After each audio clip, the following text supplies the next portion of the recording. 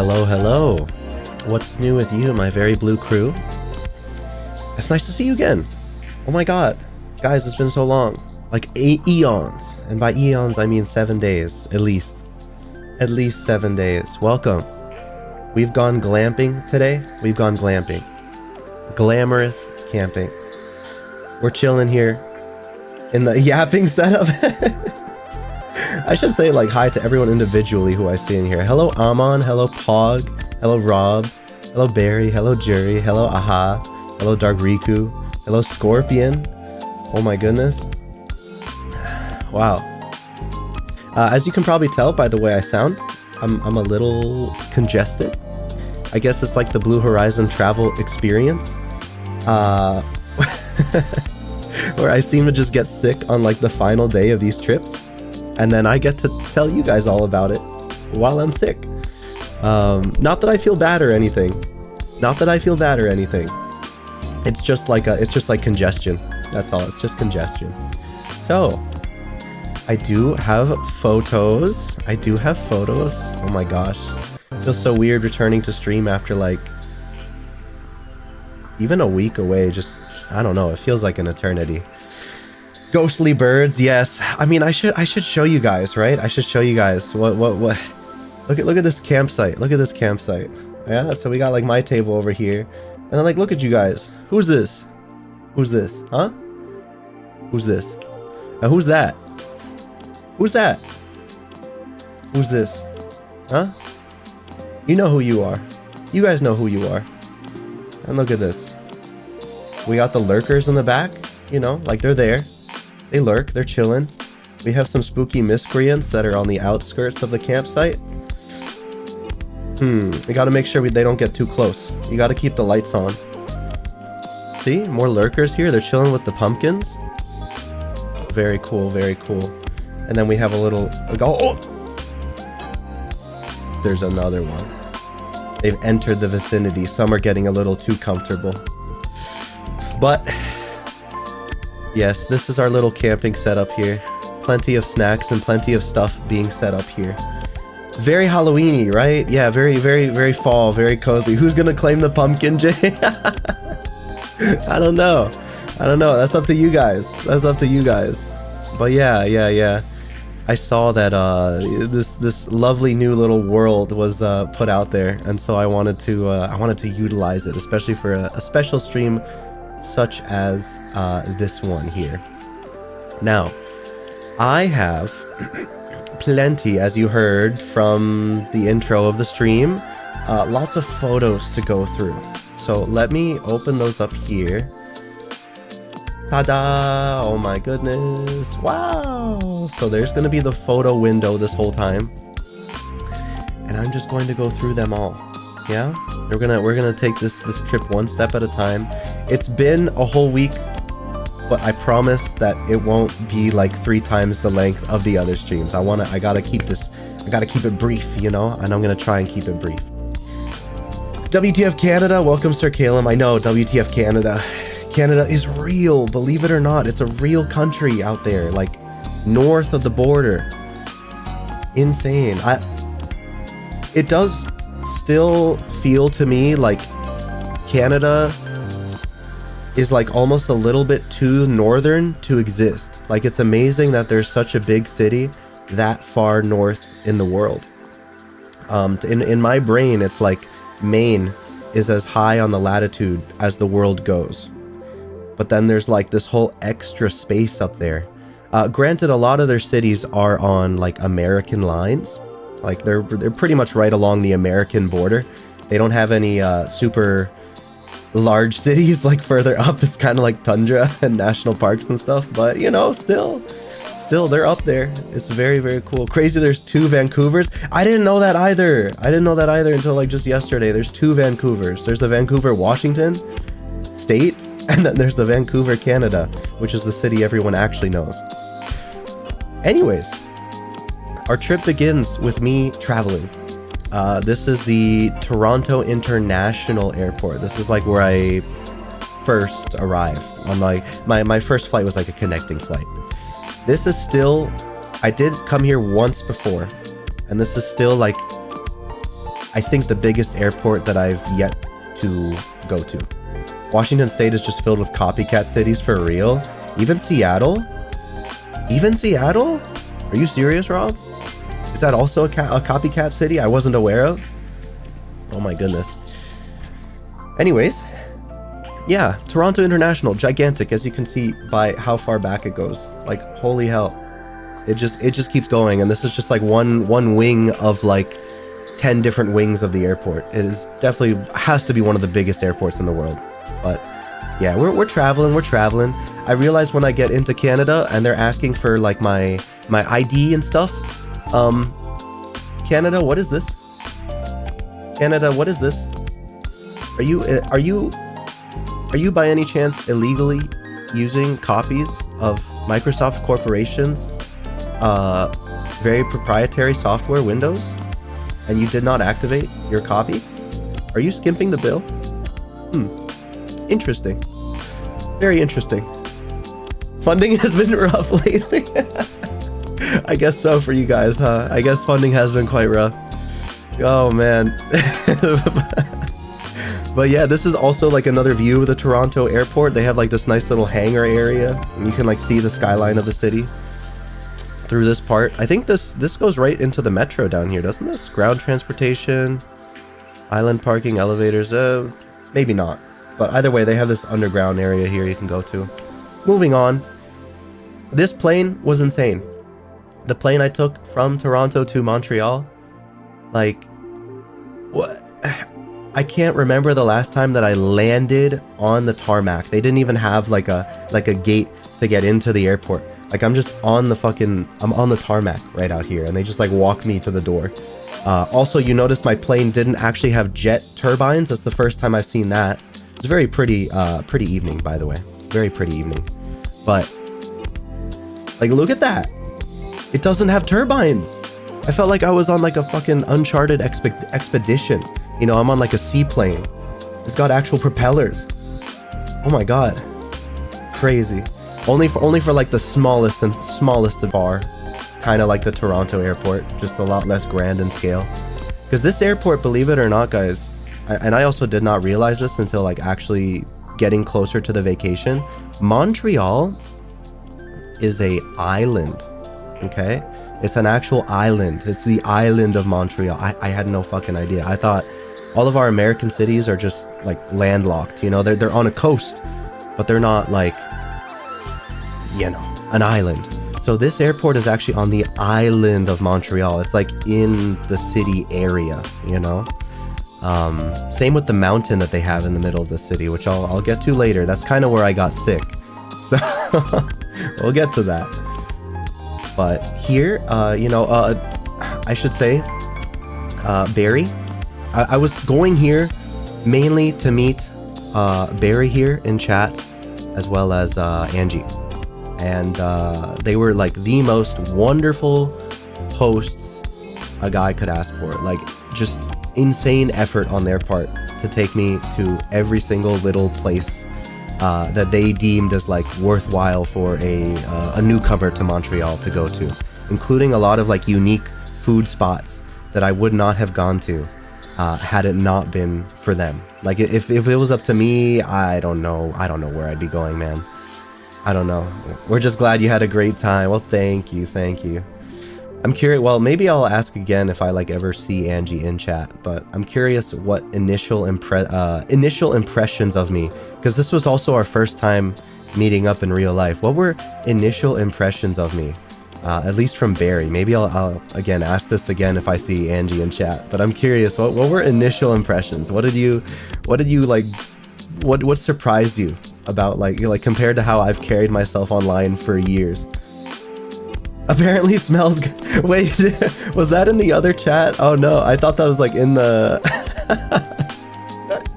I thought that was in the Canada chat for some reason. My initial impression of you was, what the fuck, he's tall. Okay, that's an impression for sure. Yeah, I have been wearing cologne as of like 8 months ago or so. So I guess Angie was saying apparently she said I smell nice, so I'll take it. Why does everyone think you're so tall? Why does everyone think he's tall? Because when I showed up to Canada, I was surprised how short Barry and Angie were. That's all. That's all. You guys, we're American, right? You guys, us Americans are like just, I guess, generally taller. They say it's like what we eat, what we consume, you know, just makes us like larger. I don't know. It's all in the food. But that's all I can say to that. That's the only reason. I can visit Mexico, Peru, Moscow, Paris, Sweden, Denmark, Stockholm, Madrid, and Norway without ever leaving Maine. I don't know about that, Oricorn. I don't know about that one. I don't know about that one. It's one thing to just be like a Google, like a YouTube video watcher and a Google Images viewer, but it's another thing to actually like experience it.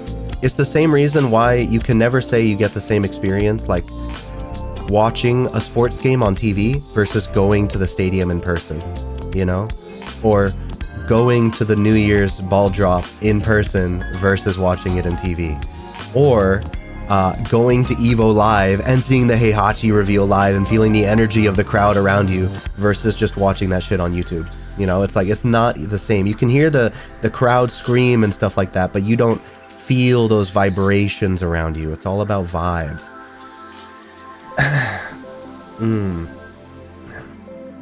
Crucifix, hello. Cry of Fear? What do you mean Cry of Fear? Oh, did you show up during the Cry of Fear streams? Is that what you're saying? Well, welcome, Crucifix. Maybe he strategically made friends with only short people? I don't think so. I don't think so. The Miami crew has a rather good mix of short and tall people. Some even taller than me, so depends, I guess. And good morning, Jeff. Welcome. Or you know what? I'll just say Timmy from here on, because you will come up in conversation here for the trip. You will come up in conversation here. You're short people? Are you sure, Dark Riku? I thought you were like about my height when I saw you. Bon matin? Is that actually how you say? Dude, I went to Canada for a week and I don't even know how to say good morning. Is that it? Bon matin? That's actually good morning? How odd. Very strange. I did not have that impression of Blue, but also you're very young.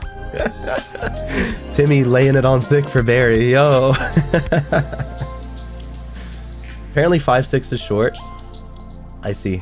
Well, definitely shorter. Definitely shorter. But I wouldn't say short. I wouldn't say short. But yeah, here we like, you know, Barry and Angie, we met up, we hugged. It's like, oh my god, you're real crazy at the airport. And now you're the height of consent. Okay, bro. Okay. Anyways, we take an Uber and we get to like near where my hotel was, right? So we're here in the plaza just outside of, wait for it, the Notre Dame Cathedral.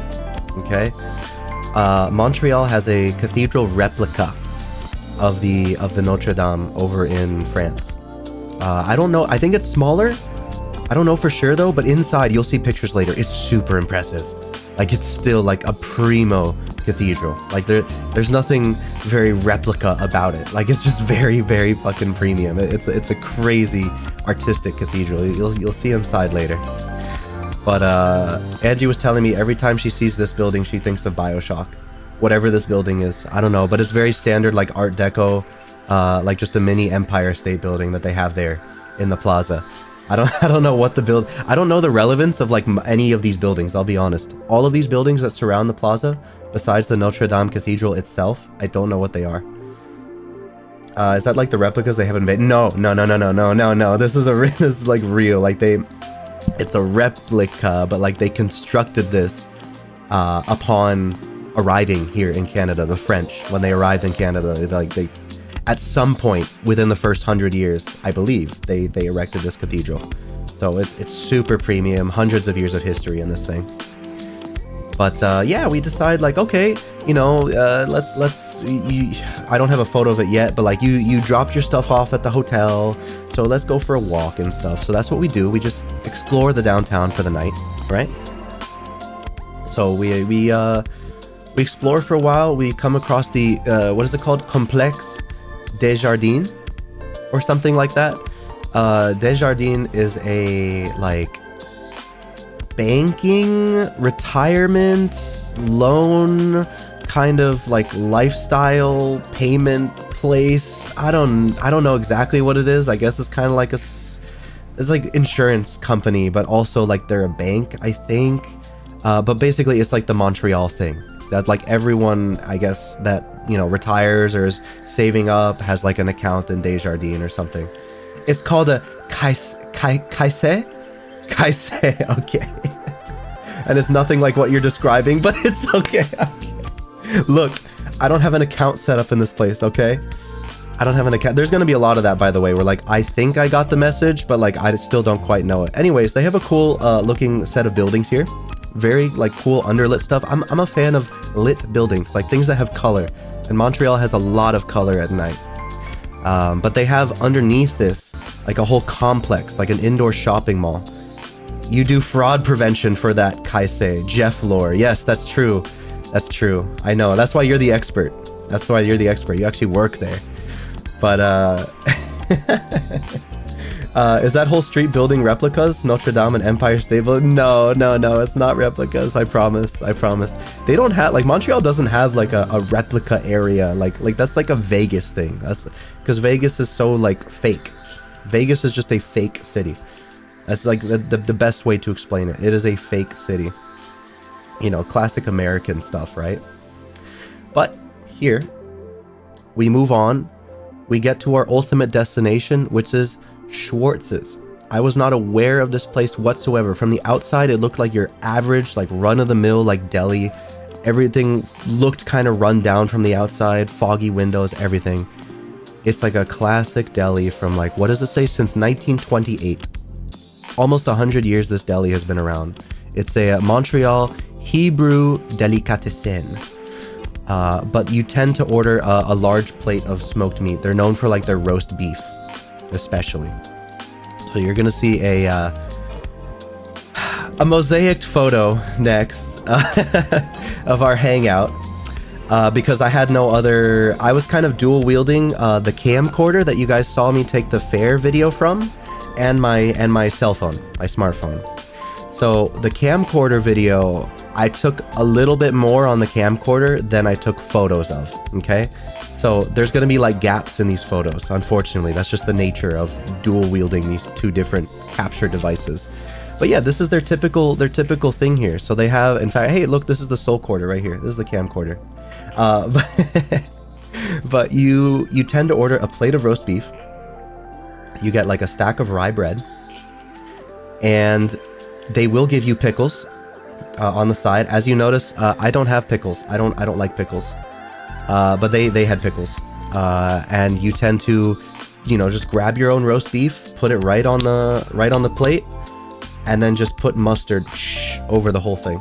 And the standard is with a side of cherry Coke. It has to be a side of cherry Coke. That is like the Montreal classic.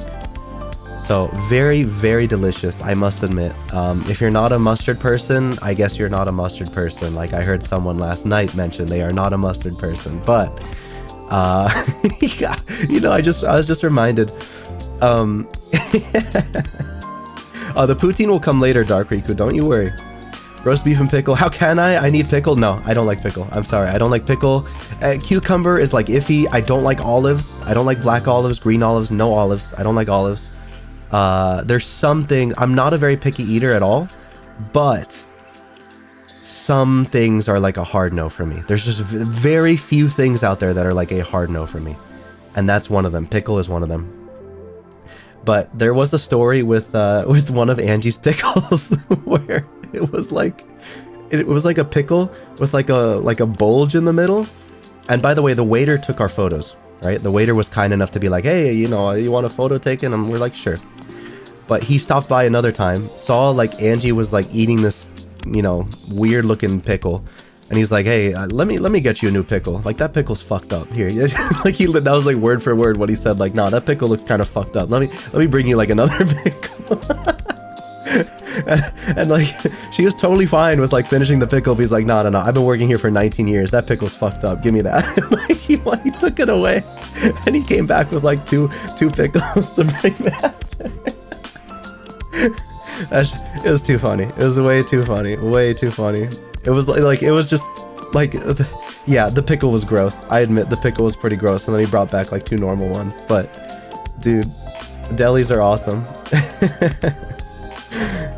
I know what martini to order for Blue in the future. No, I got a martini for the first time and they put an olive in it, and it was like too sour, and I had to send it back to the bartender and be like, hey, can you make the same martini but like without the olives? I like, seriously, that was actually, no, don't put olives in my drinks, especially. I don't want a sour alcoholic drink. The alcohol is already enough, okay? I don't need like the extra impact of sour on top of that. I'm good. Interesting choice. Okay, Rob. A dirty martini. Yeah, exactly. That was it. It's like a dirty martini. Actually, no, dirty, doesn't dirty mean more alcohol? I think dirty means like double, like extra alcohol, like a double shot or something like that of alcohol. If I'm not mistaken. I don't know. Unless in martini terms, it means you actually add the olive to it to make it sour. I'm not sure. How was Bro Horizon explained to me that a dirty martini is more alcohol, or like a dirty drink in general. If you say you want your drink dirty, it just means more alcohol. If you ever open a P.O. box, the first thing I'm sending you is a jar of olives. Please, for the love of God, Rob. If you're gonna send that, at least send like 2 epic and awesome things to make up for that, okay? Okay. Oh, but next we go to the, where is it? This is the complex underneath those green buildings I was talking about earlier, the Desjardins buildings, the Complexe Desjardins.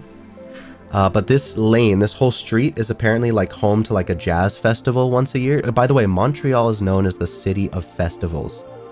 Festivals happen in this city like at least 60 times a year. It's insane. Like there's so many festivals in this city. The concerts, street performances, parades, you name it, dude. It's like more than your average American city, for sure. This is a super, super artistic, like culture capital. That's just what they're known for. Also known for their technology. Ubisoft is headquartered here. But here, yeah, what is it? The Place, what? How do you say this? Place des Arts? Place des Arts? That's what like this whole area is. I don't know if the street is called that, but this particular like area is like the Place des Arts or something like that. So this is just very artsy. Lots of art around. Lots of art. And it looks so sick. Like, look at this, dude. Oh my god. At night, Montreal is gorgeous. I like my lit up cities. And the main, like one of the main buildings in the back here, you'll see it later on during views. In fact, it's in my thumbnail. This light spins around like a lighthouse at the top of this like old 90s kind of semi-brutalist looking building, kind of in the center of the city. It like spins around, adding this extra like liveliness effect to the whole skyline. It's very, very cool. I heard it's hard to visit the Ubisoft headquarters. Only the top floor renders in. Oh, bro.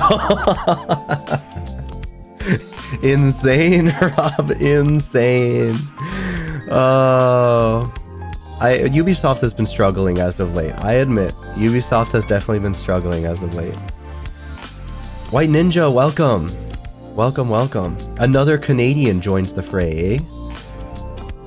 Gotta warm those boats? Oh, gotta warn those boats? You think it's for the boats? I don't know. I don't know about warning the boats. It is like a lighthouse, but it's too like far inland, I think, for it to be a relevant lighthouse for boats. We're talking about Ubisoft. I've been there many times. Have you now? Barry and Angie had been there at least like, is it a couple times they'd gone? I'm not sure.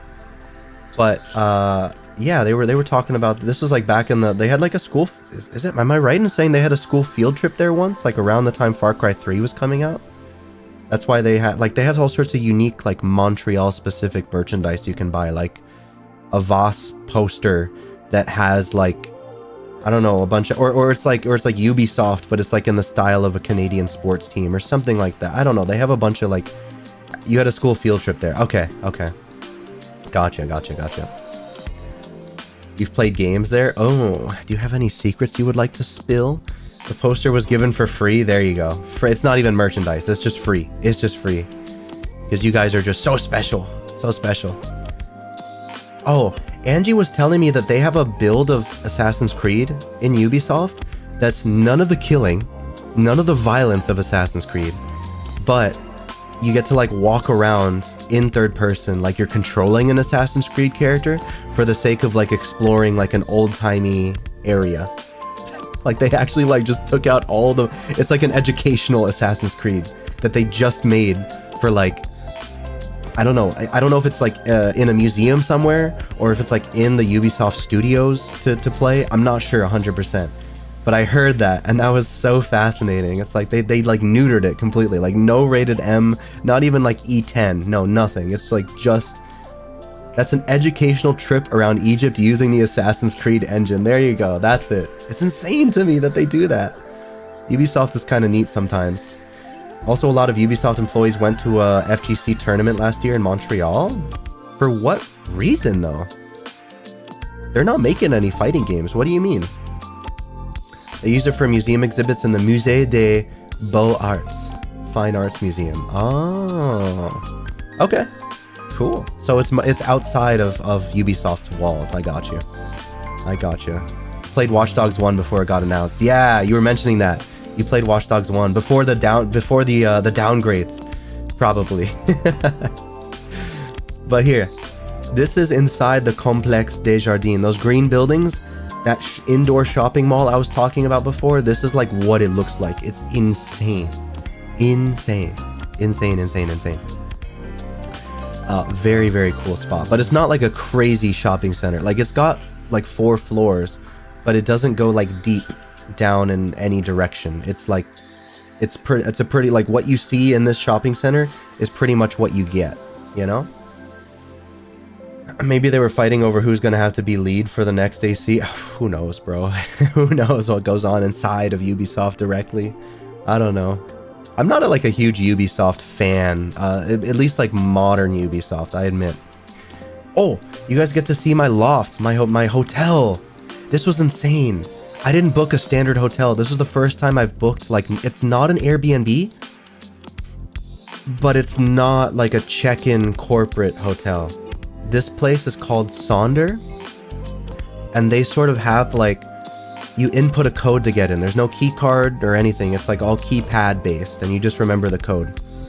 But, oh my god, the space that I got was insane. And I didn't even, like, by my standards, I didn't really like pay that much per night for this place. So you walk in and it's so like, this is the bathroom. Like, what? And then like this is like the living, like it's got a kitchenette. Look at how deep it goes. It's got a living room. It's got like a sitting area here for eating. It's got like a a nice king size bed right here. It's got a whole closet area here, refrigerator. I was playing Tekken over here on the TV, and it's got a back patio, which you'll see in the next photo. Had a view of the BioShock building. Like the rest of the view wasn't that special, but at night you could like look up at the BioShock building. It was really, really, really cool, this place. I was not expecting it at all. It's a timeshare tel? Yeah, I guess. We stay at those places usually when traveling, always feel more comfortable. It's so nice. Next time, if I find like a Sonder, is what this place was called. They're in 40 cities around the world, they claim. So if I find a Sonder, next time I'm going there. I'm just going to Sonder. It's so much nicer than like doing the whole check-in with reception and shit. I like the hands-off approach. And as you can tell, it even has laundry machine, laundry and drying right in the hotel. It's so cool. It's so cool. But here, okay, after Schwartz's, I had leftovers. I took back some roast beef and some rye bread in the brown bag. So Angie was joking. This is the most like male fridge that she's ever seen in her entire life. This is the male experience. You have nothing but beer and roast beef in the fridge, and that's all you need. That's all you need as a guy. Some beer and roast beef, nothing else. just pure like hydration draining pure hydration draining materials. Mood. Exactly. Oh, there's another one that's big on the West Coast too. Oh, good to know. Good to know. Beer and potato type shit. Yeah, exactly. Speaking of which, I should hydrate right here, right now. Looks like my fridge. I guess it is normal for a fair bit of young adults, huh?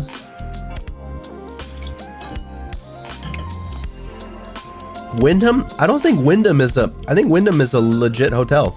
I thought. I've seen Wyndham around everywhere. I haven't stayed at one though. I just thought it was legit. Sapporo, my beloved. I know. Sapporo's my favorite beer too. Barry and Angie like just picked it out by default when we went to the IGA, which is their local... It's like their grocery store. I don't know if it's a Canada thing or like a Montreal thing, but the IGA or the IGA is their grocery store. So we just found that like right before closing hours. Did you guys know in Canada you cannot buy alcohol after 11 o'clock from stores? It's a Montreal thing? Okay, gotcha. But you cannot actually buy alcohol after 11 p.m. Okay? You can go to a bar and like keep getting alcohol at like midnight, 1, 2, but you cannot purchase alcohol past 11 p.m. That's insane. That's insane to me. That's nuts. Like here, you can just, so long as the store's open, just fucking buy it whenever. But I guess it's helped prevent a fair bit of like stupid activities late in the night that like it just creates less problems for policemen and, you know, all the other service workers out there. IGA has a different name in Ontario, but I think it's Canadian. Oh, interesting. I think it is a good thing. I don't mind it at all. I think it sounds quite nice. It's just surprising. It's like that's one of the things that's like, whoa.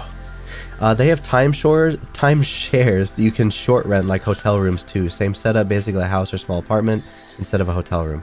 Okay, so maybe they're like a hotel, but then they also have some timeshare rooms, I guess is what you mean to say. Cool. From Miami does not compute. Exactly. It's different worlds. It is kind of weird having like a friend group that's like in Miami and now also like a friend group that's like up in Canada. It's like two different worlds I get to visit. Both of which are different from what I'm used to in their own unique way. Very fun. So you're saying it's a bad idea to drive from 11 to 12 then? Yes. Probably. It probably is. Oh, but here, this is like just outside the Sonder that I was staying. The Notre Dame Cathedral is right here. Like, I was so centrally located. This is Old Town Montreal. It's insane. By the way, I'm not going to have like a photo for everything as I mentioned before, because I'm going to be putting together, with that old camcorder I have, I'm going to be putting together a video similar to the fair video I had, using the footage that I gathered from Montreal. And I have a lot more video footage than I do photos. Montreal has a lot of cool places. It really does, White Ninja. Seriously. I was surprised, because again, I went into this with no itinerary. I'm like, Barry and Angie are going to show me around the best they can. Funny enough, they explained how they're going to take care of me as a pair of divorced parents taking care of their estranged child. So they're going to, what they did was they managed to like separate their on and off days. So there was only one day where I was totally alone for the day, but otherwise one of them was available every single day that I was on vacation.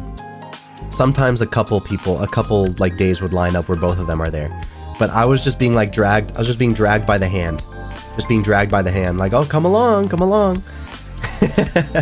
And I loved it. It was awesome. Like, I didn't have to make my own itinerary. I just let the locals do their thing. And it was like so much happened. We went to so many sick places. Funny thing is that the FGC event I went to last year was in a church. They do that sometimes. Yeah. I don't know if it was an FGC thing in America, but I think it was, wasn't it a Smash tournament in America that like takes place in a church somewhere on the East Coast? I forget exactly where, but that was, yeah, sometimes that happens. Who had majority custody? That's a good question. That is a good question. I think Angie, but either way, we always like grouped up at like around 5:30, like after they got out from work. So at night, it was like the both of them. Or more, sometimes more people. The tournament is called UMAD, or UMAD. I guess it's UMAD. That's a good name. That's a good name. Here, we decided to go to La View. I think it's called La View. It's spelled like Lasvieux, but like you say it as La View, I think.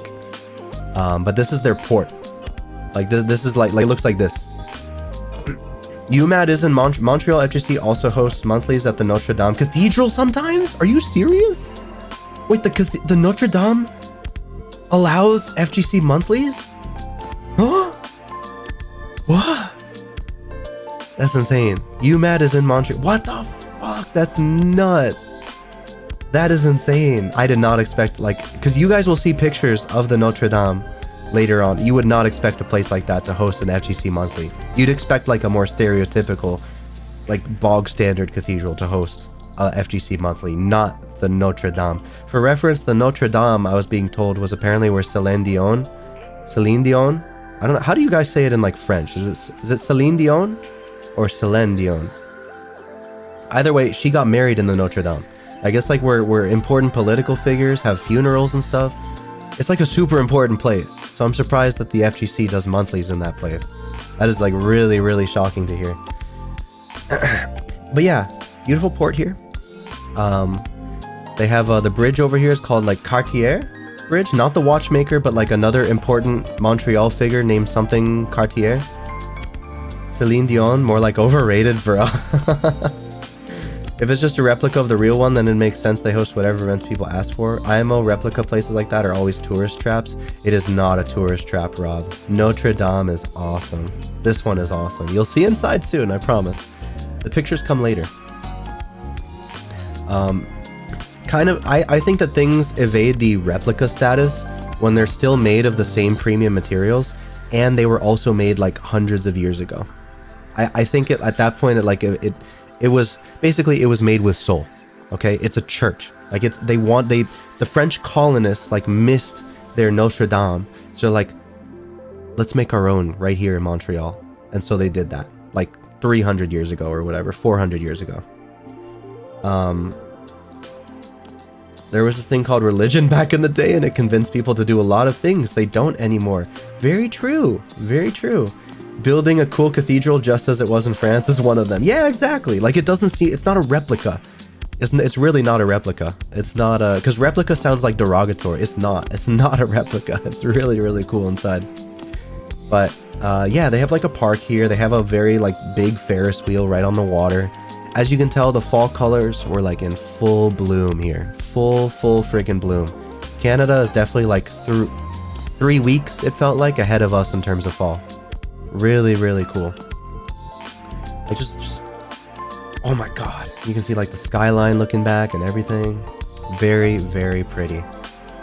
I don't know what this street is called, but this is one of the main like vertical streets that has a lot of like shops and boutique little like these things set up where like you can get like caricature things, and like they sell trinkets and stuff like that. And a lot of restaurants line the sides. I don't remember the name of this street, but it's like a very iconic Old Town Montreal place. So we did visit that during the day, and I revisit it later. I take like another arguably better photo later on. But then if you just make a left from that photo, this street is insane. This looks like Europe. Now, I've never been to Europe, but I've seen photos of Europe, and this looks just like Europe. Like, being in this was nuts. This street is just like full of all these pubs and like gift shops and art galleries and like just boutique places all over the place. Insanity. Bold claim that this looks just like Europe? This right here? I don't know. This looks just like a European street to me. I know how you are. You are European. Montreal is basically Europe. I think Old Town Montreal basically is. Like it looks old Montreal. Yeah, exactly. Old Montreal. It's very French. Very French. I mean, it's got a lot of brick buildings. Not even really brick. It's like a lot of French specific architecture. But there are like some, yeah, like this one right here is brick. But a lot of it has like a very Frenchness to it. I look at the, like, again, going back to, I'll go back a few photos, maybe I can see it again. Like this. Like, look at this architecture. This looks like a fucking French street. This looks like something you'd see in France. You don't see this in America. You don't see this in America, period. Like, it just doesn't exist. This does not look like New York. Even the old parts of New York. New York is brick. Okay? This is nuts. This is really, really cool. So it felt like a little taste of Europe before I eventually go there someday. It's how the buildings are built, IMO, that reminds you of Europe. I see, White Ninja. Yeah, how they're built. That's how they're built. This photo is insane because my phone was telling me I was 100% level when I took this photo. But if you look close enough, you can see that this, like, I don't know, can you guys see that on stream? It's actually like not flat. It's not flat. It's like slanted because this is going down towards the water. This is part of old Montreal still, but it's going downhill. You can see the slant in the park. It's nuts, but you don't feel it like standing there in person. You just look at the photo and you're like, whoa, like something, it's like 2 degrees slanted off to the side. I mean, if you went to some of the older cities founded by French colonists, there are probably some. Yeah, for sure, for sure. Blue is very cultured. Well, I'm getting more and more cultured the more of these trips that I take, you know? I think you guys, I know a lot of you guys are like in your 20s and stuff. I recommend using any expendable income that you might have on travel. Please do. Like, before you get... Granted, you can still, like, if you're healthy and everything, you can still, you know, go traveling as much as you want. But I feel like the 20s are, like, the best time to do this kind of stuff. Because you're just, like, so young and active and can go on, like, these 20,000 step trips and, like, can just... You feel nothing from, like, going out and doing everything all the time. You're more active. And I feel like for the rest of your life, you bring these memories with you for as long as you possibly can.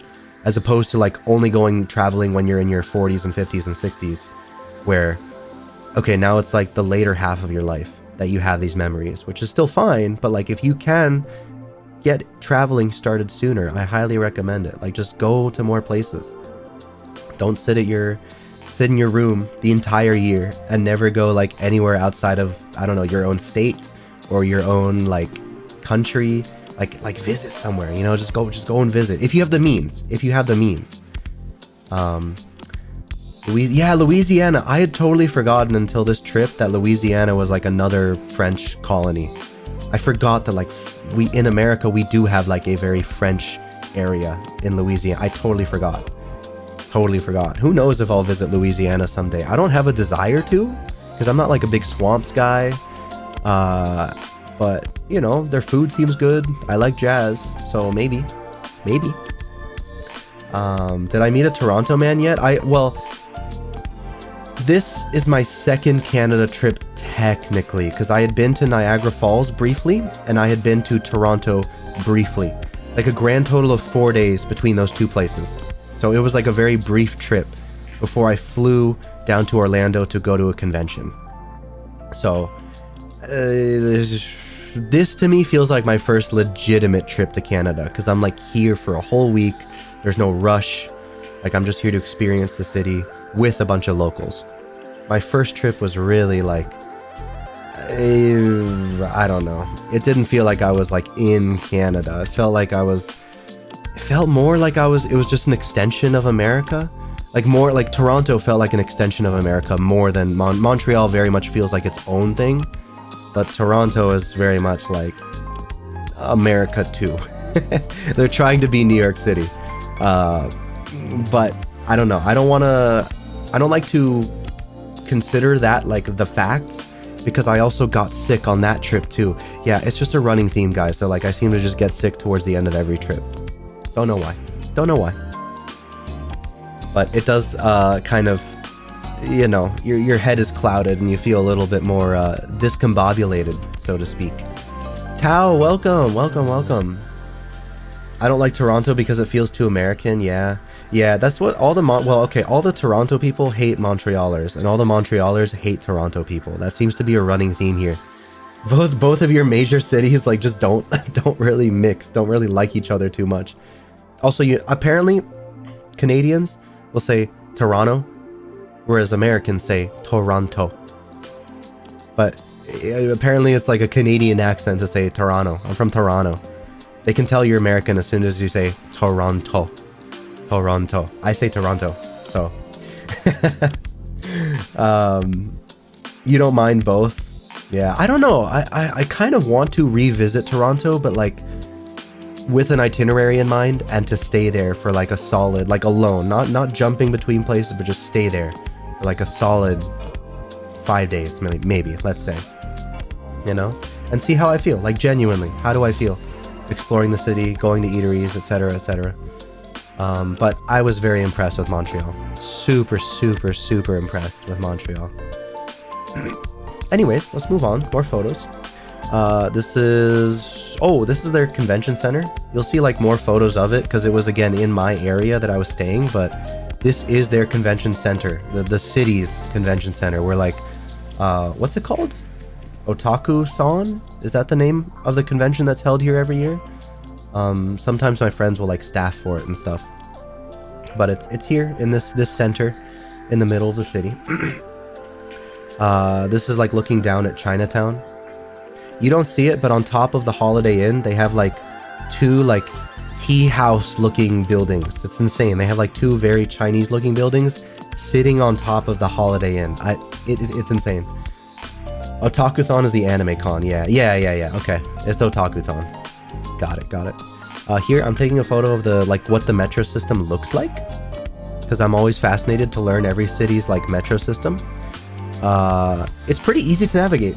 This is honestly like fairly simple. It's like you have 4 lines, or is it 3? I guess if you count the yellow line there, it's 4 lines, and it's just like, are you going, are you going this way or that way? Are you taking the Honoré Beaugrand line or like side, or are you going to Angrignon? And you just take the train to go in that direction. It's super simple to navigate. Very nice. And they were bullshitting. These Montrealers are playing up how dirty their subways are. Let me show. Look at this. Okay, you see like a little bit of like this, right? But like look at how bright and look at how clean this is. This is what their trains look like. Okay, it is like they're brand new. They look awesome. You notice that they are not separated cars. You can actually see from the front of the train to the back of the train, like straight. There's no such thing as like moving into a different car to avoid somebody. You can only like move away. But it's like, look at how deep it goes. It just keeps going. You see the whole train. You see the entire thing.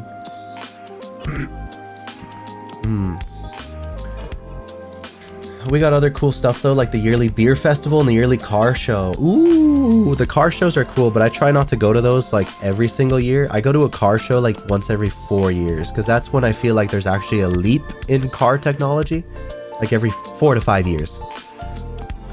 Not that I ever go there with buying a car in mind, because who knows when I'm gonna get a car. I don't know. I have a license, but I don't know when I'm gonna actually grab a car. But it's just cool to see every 4 to 5 years. It's giving Junior Underground vibes. Oh, you mean the Tube? The Tube. So you're okay. So you're from the UK. I'm piecing together more of like a mental image now. All right, from the UK. Got it. So you take the Tube. If you were lucky enough to end up on a new STM train, damn. Oh, like I was lucky enough to end up on a new one. These were all over the place. I think we only sat down on one of the older trains like twice, maybe, out of like the 12 trips we took through the metro. That's cleaner than the average New York cart, for sure, White Ninja, for sure. I end up on old ones most of the time. Really, Jeff? Oh, shit. Nah, most of ours were in these ones. Oh, I should mention, and here's, by the way, like a picture of their station. Most STM trains are the new ones now. Jeff Capping. Hey, Jeff Capping. Are we getting Canadian infighting now? But I take the green line a lot. I don't know if you were orange maxing. I was definitely orange. Well, no, I mean, this is green. We took green and orange. Barry capping, he never takes the metro. You love the flooring? I know! This is what I'm saying, guys. Like, this is surprisingly clean by, like, American metro standards. Like, this is shockingly clean. You know, I've taken the metro in, like, at least 4 or 5 different places now. And this is definitely, like, the cleanest one I've experienced. It's awesome. I like the flooring, and every station looks a little different. By the way, these trains, guys. I don't have a photo of it, but these trains have tires, okay? These trains actually have tires. They don't have, like, metal wheels that go along the rail. They have fucking tires.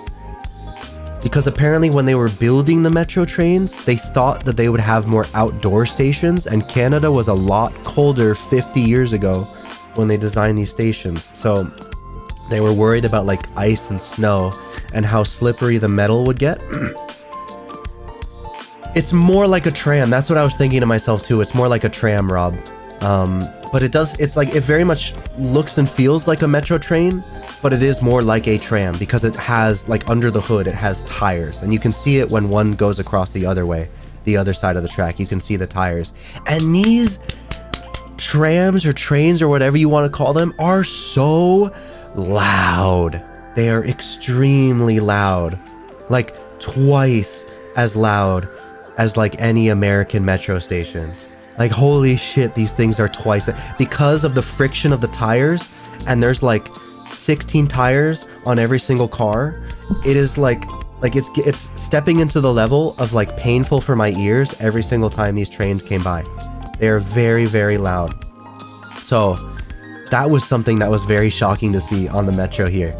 I will also mention that they open the doors. They tend to open the doors slightly before the train actually stops moving, which is very new to me as well.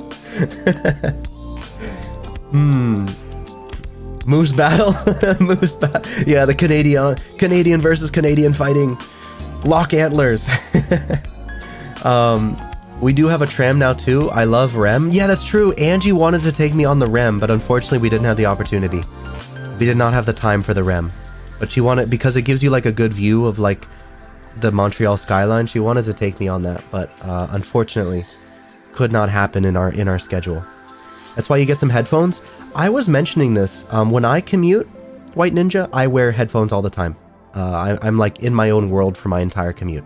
But when I'm in a foreign country, I almost never put on headphones because I want to get, like, lost in the country's atmosphere and, like, the country's vibe.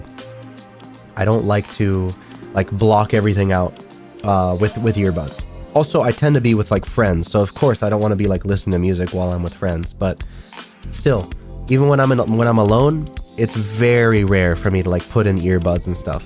But I guess for most commuters, yeah, that's what you can do. If you commute on this daily, that's what they do. They just, like, put on headphones, especially the noise canceling kind, and just go about their day. Yeah. But anyways, yeah, this is their metro. This is another photo of it. I think I have one more photo of the Barrie Quam station. But yeah, very, very cool. Very cool. Next, we showed up at Wellington Street. This is like a foodie eatery avenue in Montreal. Well known for having, like, just plenty of restaurants and stuff. You raw dog the metro with no headphones all the time. Maybe that's why I'm kind of deaf. I think so, Barry. I think so. I think so. Wellington Street is awesome. Hey, we have other people that have been to Wellington. Well, there you go. Yeah, we went to Wellington. Did Barry? Yes. This was in the portion of the trip where I'm still being taken along by both Barry and Angie. This is still, like, the first couple days. But yeah, here's Wellington. You know, it's just a very cool little street. If you know, you know. I guess if you know, you know. Bro. Sometimes I can't take the French language seriously because it just... Bro. Bro. La vape shop. La vape shop. Oh man, you know there's a rule in I think it's a general Montreal rule. Sorry, not a Canadian rule, but a Montreal rule that if you have a shop or a franchise in Canada, a third of the name of your shop must be in French. So that's why Starbucks is not just called Starbucks in Montreal. It's called Cafe Starbucks. KFC, you'll see this later, is not called KFC. It's actually called PFK, which stands for something in French, I forget. But it's like a French acronym. So they change around the names of a lot of these shops. Subway, for some reason, is still Subway. I don't know how they got away with that. But a lot of these American shops will have French in their name. Like Burger King is Burger King La Maison du Whopper or something like that. Like the home of the Whopper or the house of the Whopper, whatever. Like they have to add that or else they cannot do business in Montreal, apparently. In Quebec, you have to have a French sign or you get fined $1 billion. Yeah, something like that. La vape shop, oui, on. I went to this place called Au Noir, and you eat in complete darkness. It was very quiet. Ooh, we'll get to some of that later, White Ninja. We did go to a speakeasy. That was a surprise from Angie. $1 billion? Equal to about $1 US dollar. So don't worry about it. I think the American companies can eat those fines. Maybe Subway is eating those fines because the Canadian fines mean nothing to American companies. Maybe that's why. Guys, I figured it out. Maybe that's how they get away with it. Wow, currency conversion. Companies can afford 10 US dollars. Yeah, exactly. Oh, and here we have a falafel. This is the first time I've ever had a falafel. I'd never had a falafel before. This. Very good. I got like the extra spicy one because I'm a spice guy. I like spicy things a lot. Oh my god, it was delicious. I forget what goes into a falafel exactly, but it's just spicy, like fried veggies kind of thing. A falafel sandwich specifically. There you go. Barry's coat doxed. Yeah, well, you'll see a lot of Barry docs going on here. The falafel is just the croquette. That's it. Yeah, it's like croquettes. It's like croquettes inside of your, like those balls, basically. Oh, it's delicious. Oh, it was so good, guys. I never had them before, but oh, it's so good. It was so good. Man, and then just across the street, we went to a cafe, which I'll show this picture first. It was called Lily and Ollie. Cute little boutique cafe. They had a bunch of like Halloween decorations up in here. There might be Jeff docs. There might be. I think there might be like Jeff Hand docs. But I made sure there's no docs in these photos. That's why I took extra time to set up today, okay? By the way, this is the first like trip stream that I'm trying to treat as like casually and like I didn't prepare for much of this in advance as possible. I say this as I have a really sick background set up this time, but like, hey, you know, to me it was easy, okay? To me it was effortless. To me it was nothing. Humble brag, I guess. I don't know. But damn, they have Jeff's hands in the photos for free. Yeah, for free. But we had these lovely lattes. Me, Barry, and Angie were just chilling out on the patio in the back of the cafe outdoors during the sunset, just like yapping about everything and anything, as friends usually do. We were there for like a solid hour and a half or something. It was a very long talk, but I love those long talks where you just have like a nice warm. This is why I have a cafe, guys. This is why I have the Cafe Azul, you know? You guys stop by the cafe every single time you watch my streams. I like the cafe atmosphere a lot. It's just very nice and boutique and pleasant, and you get to do what you want, and they let you stay as long as you want, so long as you order something. So, very cool place. Had a lot of there were a lot of like heart-to-heart talks, it feels like, during the course of this trip. It was very nice. Very, very nice. But yeah, we left the cafe, and then we're, you know, just walking down Wellington. Can't take the cafe out of the Azul. Exactly, Dark Riku. This is Wellington more like as it's turning into nighttime. I couldn't resist taking these cute little Pikachu like Halloween pumpkin head Pikachu decorations that a game shop had going on. Just, I was not aware that Canada actually celebrated Halloween. I thought Halloween was like solely an American tradition. Nowhere in the world like broadly celebrates Halloween, but everywhere I went in Canada, besides the fall atmosphere, there were a lot of Halloween decorations. I was kind of shocked. The atmosphere was definitely there in like almost every single restaurant we visited was very much like decorated for Halloween, and the vibes were there. So I like that. As someone who's trying to like keep the Halloween spirit alive on my own channel, by like all month I was streaming, you know, nothing but horror games. And later on I have unfortunately after Halloween because of scheduling, but I do have a horror movie watch along later this week. I'm trying to keep that spirit alive. Canada has had it back in 2008, earliest I can remember. We went out to ask for candy. Oh, there you go.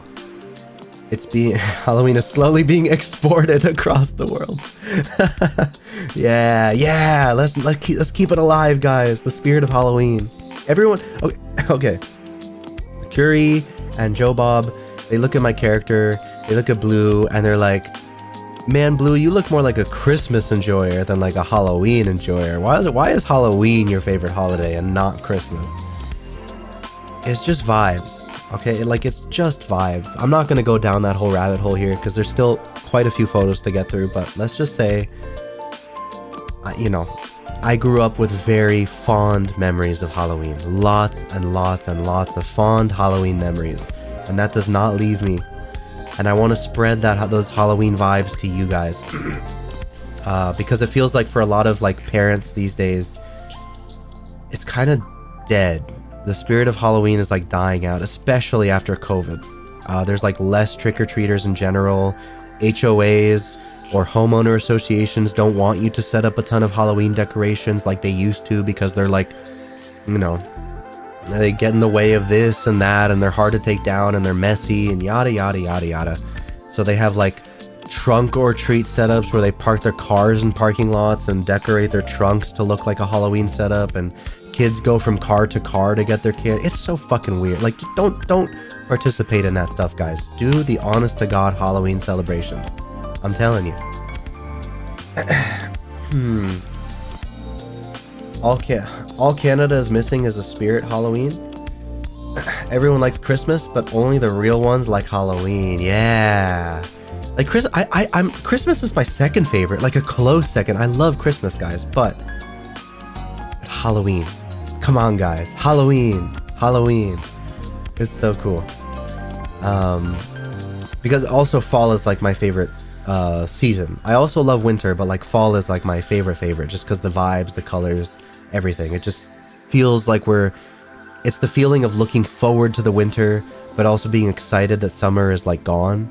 The weather is like cooler, but not frigid. It's just, you just get the fall leaves going everywhere. It's really, really cool. Halloween isn't the same no more. Never celebrated it, but I really enjoyed it. Ah, there you go, aha. See? But you get the vibes. That's the point. You get the vibes, right? Halloween, aka Duel Me for Candy Day. Do you hand out candy, Rob, on Halloween to your neighbors? I don't know. I wonder which neighborhoods celebrate and which do not. Ours actually does have trick-or-treaters. But anyways, here's another photo of the metro. Cool. You know, it's a different floor patterning, as you can tell. And then where is this?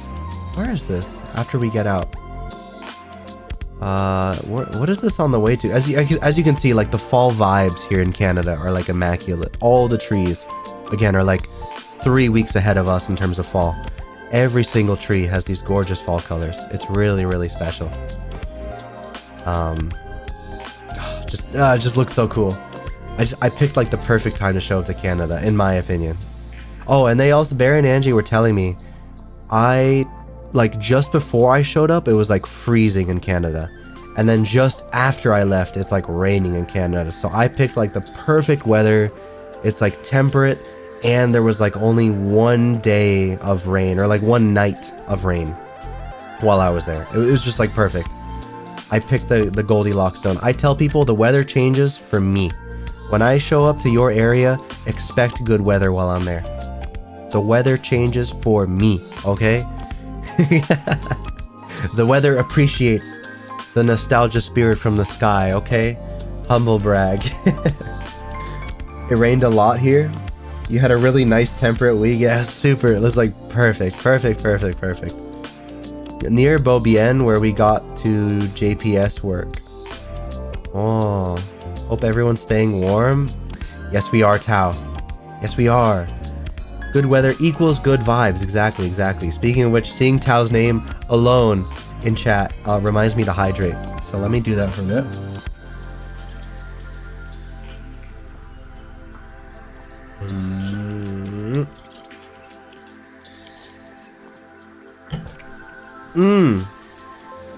JP's work, JP's restaurant.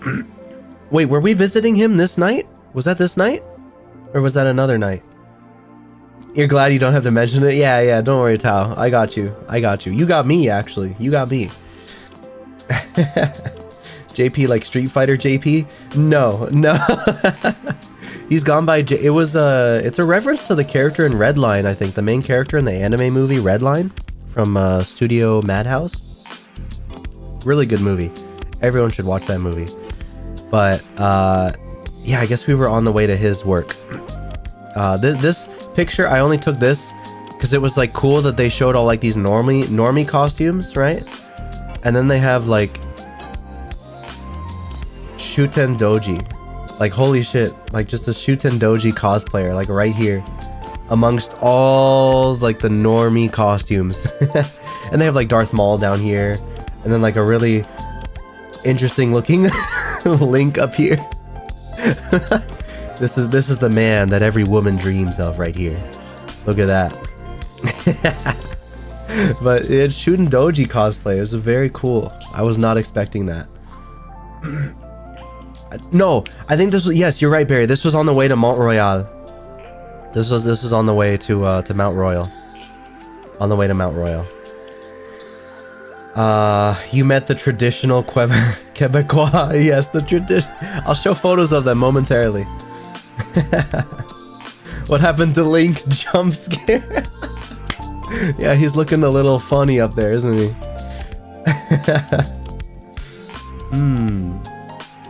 Oh, welcome, Poor Genius. I didn't see what you said. Discount League. Yeah, for sure. Discount League. Yeah. The years have not been hard on Darth Maul down at the bottom there. He does look quite a bit. He does look quite a bit like his wrinkles on his skin are a lot more defined. He looks more ghoulish here.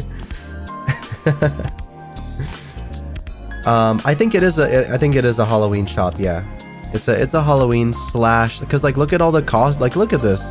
You have like Jack Skellington and like prisoner outfit and like witches. It's a Halloween shop. Yeah, but they just happen to have Shuten Doji here. It's very cool.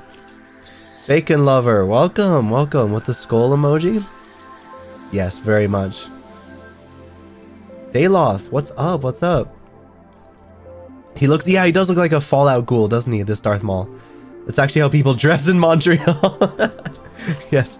This is not like some sort of French outfit that I'm not aware of, right? This is very much, this to me looks like a very Montreal, like conquistador outfit. I don't know what this is. Le casual wear, we call it. Yes, everyone in Montreal dresses like this. Every day. Very, very French. Very authentic Montreal getup. Anyways, we keep walking down on our way to Montreal, or on our way to Mount Royal, or Mont-Royal, as they say in French. The most French fit you could get.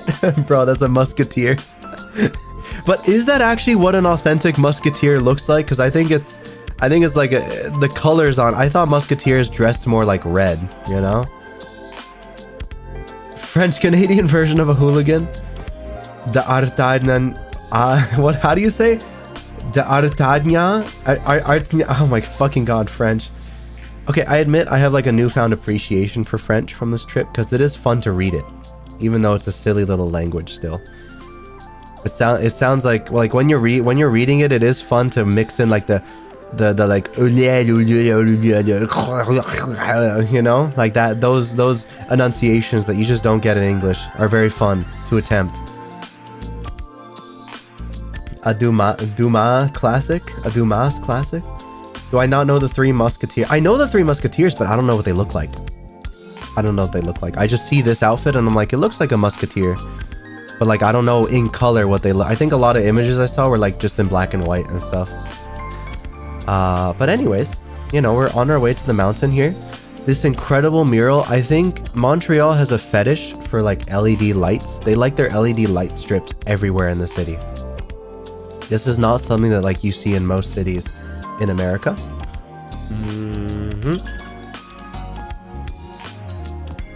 There were a lot of these cool LED like lights just everywhere, like strips all over the place. How many French smokers did you see? A lot. We met someone from Brooklyn later who said that Montreal smells like a candy shop compared to New York. But I think, in my opinion, Montreal is like the weediest smelling city that I've ever been to. I think. Having done many steps throughout the city, I think it was the weediest smelling city. Montreal pays people to do graffiti. That's true. Yes. Speaking of which, there's a mural right here. And some weird like army jeep car for some reason. But anyways, yeah, there's a mural right here that I took a photo of. They have a lot of murals. This is a mural, but like a cooler like LED light up one. They have painting murals. There's a whole tour of murals in Montreal. There's how many murals are in Montreal? Like officially? There's got to be something like 50 something. Candy must be the name of a strain or something. Yeah. must be.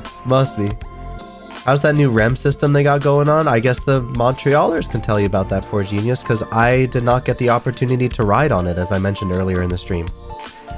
We did not have time for it. Angie wanted to take me on it, but we did not have time for it. More cool, like, fall city streets. Oh! And then we took a bus. We took a bus to the top, near the top of the mountain. Montreal, I guess the name of Montreal, I googled it. People assume that it came from Mount Royal, Montreal. It's just like a simplifying of the name. They're basically named after the mountain that sits in the middle of their little island city. But yeah, this is the bus we took to sort of the peak. Sort of the peak. Like it can still keep going, but this is one of the lookouts. I was hearing from JP that back in the 80s and 90s, they actually used to, on these streets, these are very much like curved, like toge style streets you'd see in Japan, but in the middle of the city. It's insane. So this straight up looks like a car meet. This looks like a car meet you'd see for like those like city drifter type, you know, with their crazy cars and stuff like that. They'd meet here back in the 90s before it got like, you know, outlawed and everything, or back when there were like cameras on every intersection. How long did it take you to run after that bus? No. This is after it dropped us off. Okay, this is after we took the bus. It drops us off up here. And look at that fucking skyline. Canada is like Montreal is the only city where like you can see this type of skyline from like a mountain. You just don't get this in like Miami, in Washington DC, in New York City, in Philadelphia. Like none of our cities have a mountain just sitting like right inside of the city with a 360-degree view of the city. I did not see a lot of hockey, surprisingly. I did not, actually. And not a lot of people wearing like jerseys. Short shaming the mountain? I don't know. Is it short shaming the mountain? I don't think so. In your state, in the mountains, there's a sanctioned race event that takes place on the mountains. Ooh, that is very cool. That is very cool. Oh!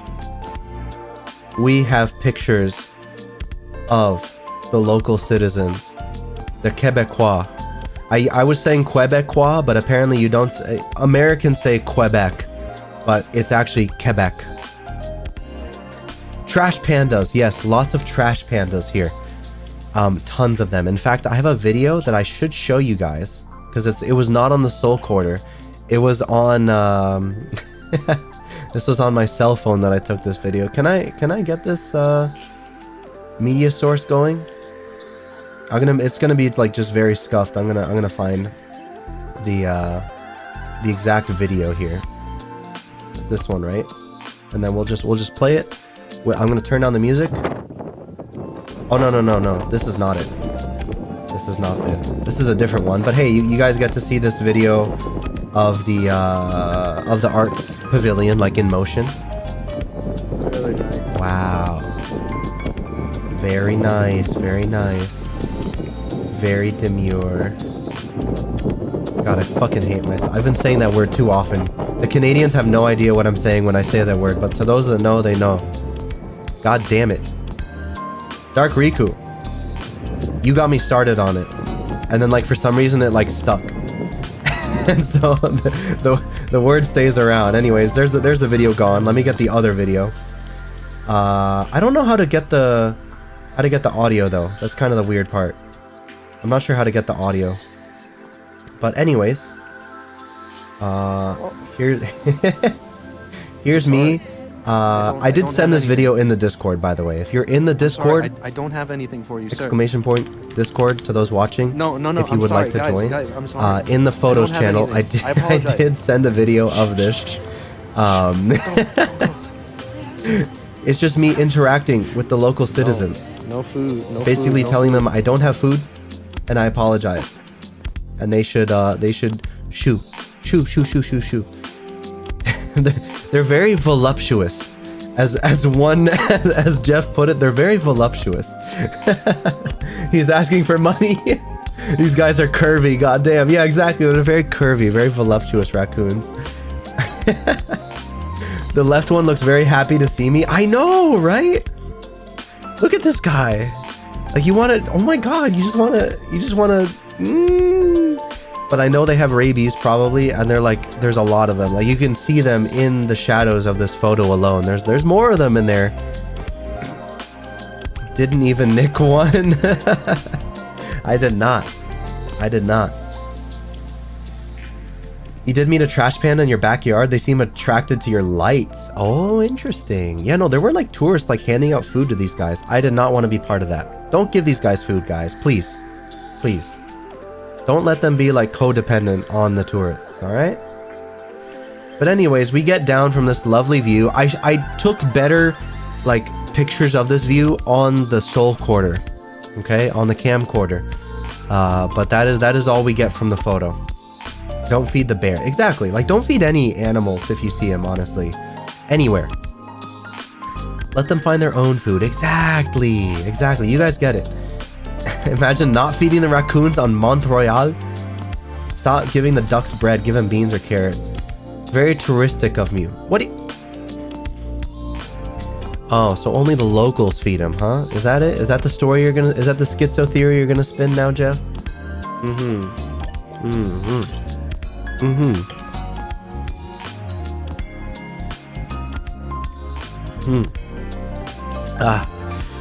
Anyways, more murals. Very cool. This is one of the stations, Beaubien. I have not seen a station that blends so well into like an apartment building. Like it looks like it's part of the complex, you know?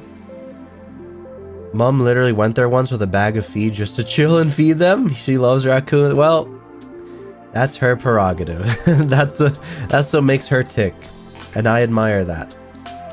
But to your average person, if you have no previous fondness, don't feed these guys. Okay, in your head, okay, in your head, real quick. Just imagine these guys if they had no fur, okay? Would you be as like, oh, look at the little raccoons, I want to feed them, if they had no fur to go along with them that made them look all fluffy and cute? That's what I thought. You gotta imagine them as hairless creatures, and then suddenly your inhibitions will slowly show themselves. You'll be like, yes, okay, yeah. Hairless cat type shit. Exactly, yes. You gotta like imagine them as hairless cats, and you gotta be like, would you be giving them as much food if they didn't look like this? If they didn't look like this, would you be giving them as much food? I don't think you would. We love hairless cats. That color goes through to the skin. Holy shit. That must look crazy. I've never seen a hairless raccoon. A Sly Cooper, for real, for real. I still want to play Sly Cooper on this channel so badly. Reminds me of Snuffy. Yeah, Snuffy. There were a bunch of Snuffies up there. The VTuber Snuffy. There were a bunch of them up there. Anyways, moving on. Moving on. I get to see a progress bar of how many photos I've been through. We have 65 out of 351 photos. So let's keep it going, yeah? More cool fall streets. This is JP's restaurant. I don't want to show like too many photos of it, but this is JP's restaurant. He works at a very... Okay, Barry and Angie had this idea for a long time. This was months in the making. I had not talked to my good old Canadian friend JP. He was one of the first internet friends I've ever made. Period. I'm talking like 13, 14 years ago. In the Skype days, before Discord. And I didn't talk to him for like 6 months because he was known as someone who like left a bunch of Discord. So unless you DM him, private message him, like you're not in his sphere, right? You're not in his friend sphere. So they just wanted to surprise him by showing them Blue. For the first time in 6 years, I have not talked to this guy. I have not visited this guy. Just like a no unannounced show up to his restaurant, and I saw him in the kitchen, and he saw me, and I give him a little wave, and I give him a little like look that like I know him, you know, and he thought I was someone totally different, like a local in the area who's like being shown the restaurant for the first time or something. He had no idea it was Blue, and it was just like a total. His reaction was like priceless. It was a total shock to the system, seeing me the first time in 6 to 7 years. Like my like in person, my voice, anything, like just, it was like a black hole, okay, where we just didn't talk to each other, no nothing. And it was such a special thing because for the first time I have been told by someone who has not seen me in 6 years or interacted with me at all, holy shit, Blue, you are a totally different person. I can tell just by talking to you at this table, you're more talkative, you're more charismatic, you're more like... I used to be the type of person where in group meets, I'd be at the back of the pack, snapping my photos, giving a sentence here or there of adding to the conversation, but generally I was more reserved, quiet, and back of the pack. And I laughed like with my other friends, right? But they were the main characters. This time it felt different. And to hear that from someone who has seen me from way back in my like shyer teenage or like late teenage years compared to now, it was like a true, like that just hit me like a freight train when he said that. It was like, wow, like I have changed. I have seriously changed so much. I have like crawled way out of my shell. I'm like a different person now. So this little meetup was very special. Here's one of the meals at his restaurant. I was a little off-put by this at first. It's a, what do they call it? A creme brulee? Basically, it was chicken liver, but they have a machine in the back that like blends it into this like cream. This like ice cream looking mix, but that is chicken liver, and it comes with like homemade like maple crackers and stuff like that. Chicken liver mousse. That's the name of it. Very fatty, very rich. Like even I'm not a picky eater, but I could not have more than like a single cracker of this. Foie gras is duck liver. Oh well, there you go. But I think this was specifically chicken liver. Specifically chicken liver. It's like cap foie gras. Okay, I guess you and Jury Jeff are like saying the same thing. I don't know anything about this. This is like above my usual food and my culinary experience. I have not had like this. Dip was applesauce and pickled carrots and onions. There you go. See? They were with me, so they can explain better than I can. I did not really have much of the dip, but I just had like the chicken liver and the homemade like cracker. It was delicious. Those chips with like, I think it was maple like syrup of some kind, or some kind of sauce on there, but it was delicious, but very rich, and honestly not what I would usually eat. It's like too fatty, like way too, like with the alcohol I was feeling a little bit like, ooh, you know, I gotta like keep it down, you know, keep it down, a little too rich for my taste, but it was very cool. And I'm not a picky eater, really. I'm not, besides like pickles and cucumbers and olives, I'm not a picky eater, okay? I will eat like most anything. But yes, to your average person, very delicious. I should say, by the way, this is orange wine. Did you guys know orange wine exists? There's white wine and red wine, and then there's orange wine. This was the first time I'd ever had or heard of orange wine. I'm gonna be asking for orange wine every single time I can. It's red grapes, but they take off the skin. They take off the skin and just make it with the red grape insides, and it turns into like orange wine. It's delicious. It is so, it's like the perfect middle ground between red wine and white wine. Absolutely delicious. I had like two glasses of that. And sorry for the lighting, because the light was like over my shoulder and there was no way to get a good photo of this, but this was squash pasta with a lot, like, dude, it was so layered. This had like 10 different things inside of it, but it was basically squash pasta. Delicious. Oh my fucking, oh, it was so good. It was so good. It was so good. It was so good. And then we had bao buns with like barbecue sauce, mushrooms of some kind, or some kind of like savory sauce on the mushrooms. This was not pork or meat bao buns. This was mushrooms. Also preem. Also so good. But yes. Work calls for me. Enjoy the yap sesh. All right, Jeff, take care. Enjoy. Thank you for tuning in when you could. I saw someone made Peeps wine. Oh god. Brown sauce? I guess, I don't know what the brown sauce is though exactly. I don't know. Toto! Oh my god, Toto, welcome. It's nice to see you again. 07? 07 as always?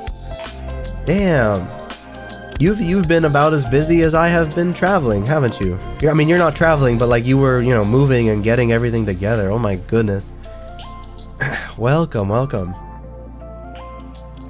But yeah, that was like that restaurant experience. Anyway, very wholesome, very like shock to the system, amazing food, met someone I hadn't seen or talked to online in like 6 or 7 years, got a great compliment, experienced orange wine for the first time, just fucking awesome restaurant experience. Heard it's like eggplant plum sauce according to my time eating Peking duck with bao bun, cilantro, and the brown sauce.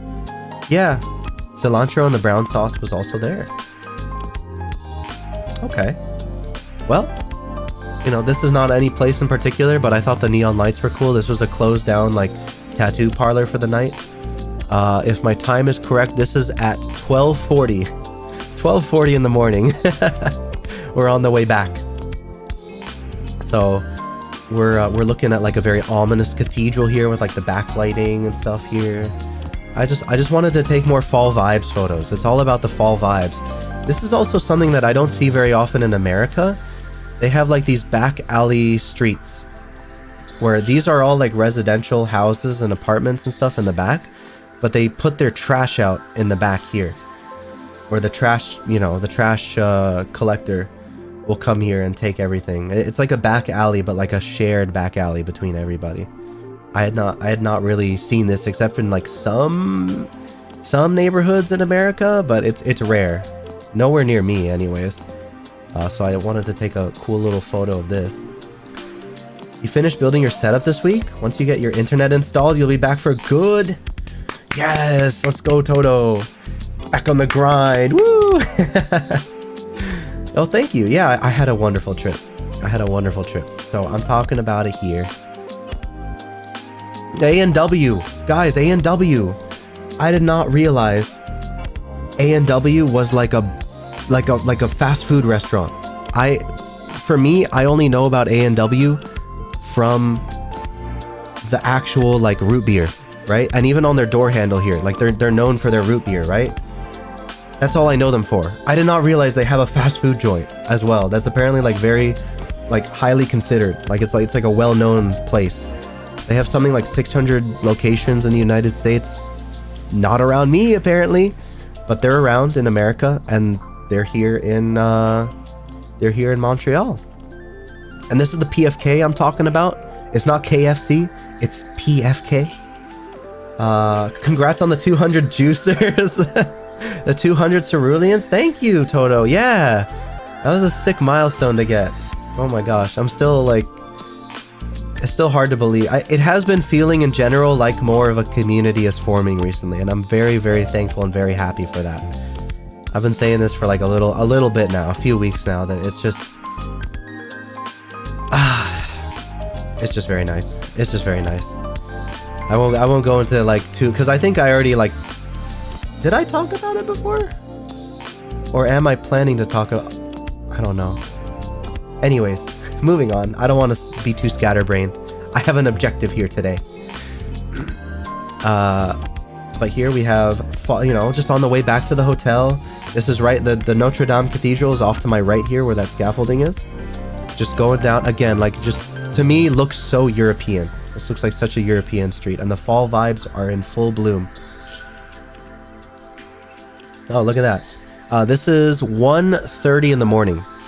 I am in this this square, taking a look at the, I'm alone. Literally nobody else is around.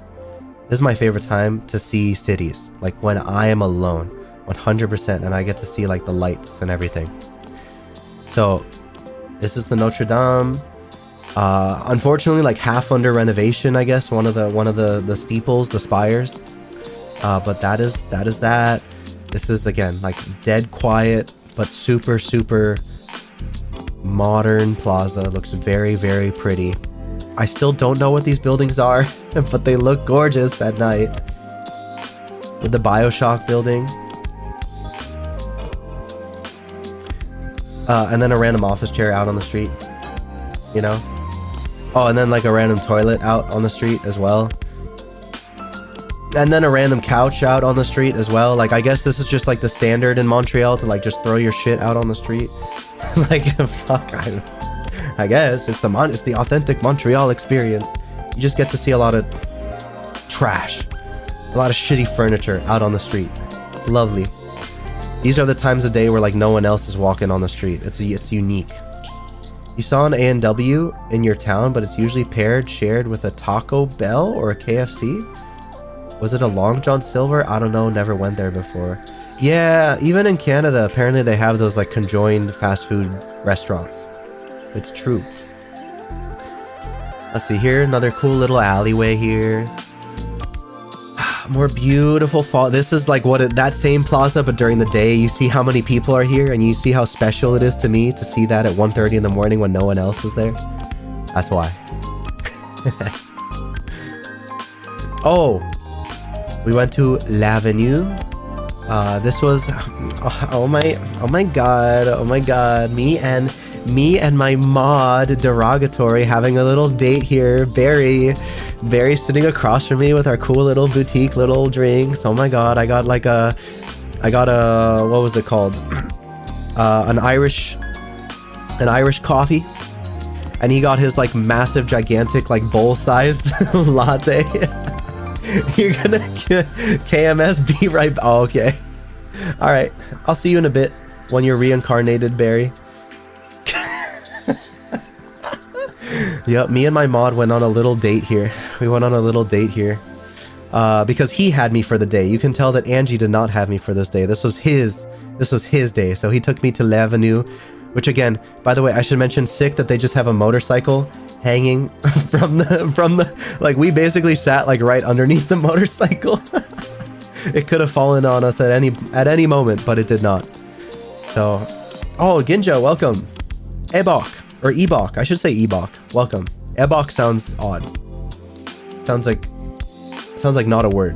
Ebok sounds like a word. It's a Kawasaki. Yeah. You're like a bike guy, poor genius. I know nothing about bikes. But oh my god, this was so good. Oh, sunny side up eggs, bacon. not hash browns. I have a different word for it, but it's just like cooked, you know, oily, garlicky potato, just delicious, delicious, delicious. And I'd never seen this before. Carrot pancakes.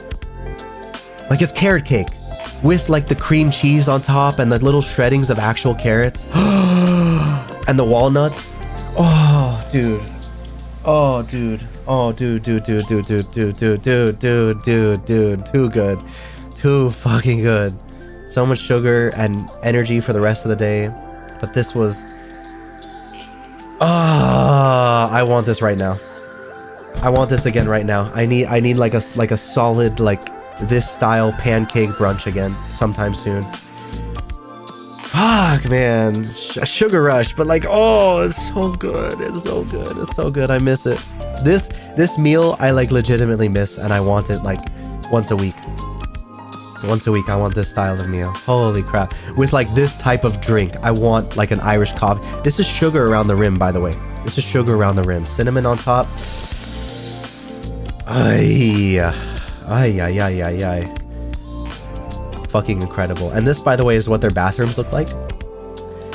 Barry insisted, like, before we leave this restaurant, even if you don't need to use the bathroom, go see their bathroom.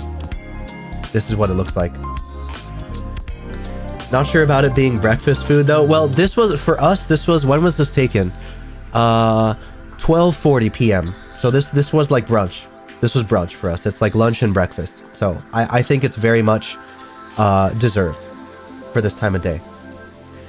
You were supposed to go in the other bathroom, not that one. Well, this is one of them. I don't know what's so special about the other one. Was it like full mirrors? Because there was a mirror side to this bathroom I obviously did not take photos of.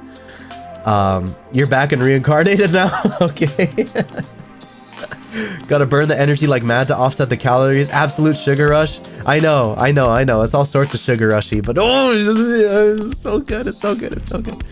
Anyways, I do not know what the other bathroom looks like. Also, Montreal has a thing they're pushing for like more gender neutral bathrooms. Generally, they don't have like a male and female bathroom. They'll just have like 5 different all gender bathrooms. Is what it is. In America, we don't have that push.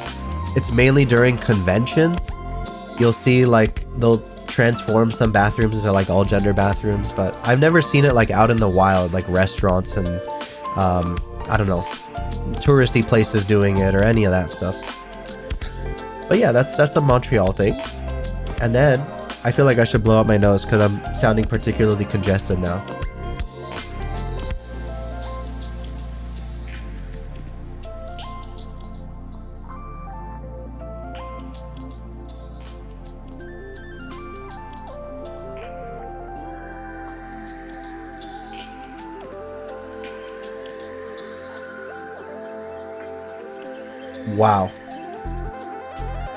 Wow, I'm so glad I muted. That is a hell. That was a hell. Oh my god.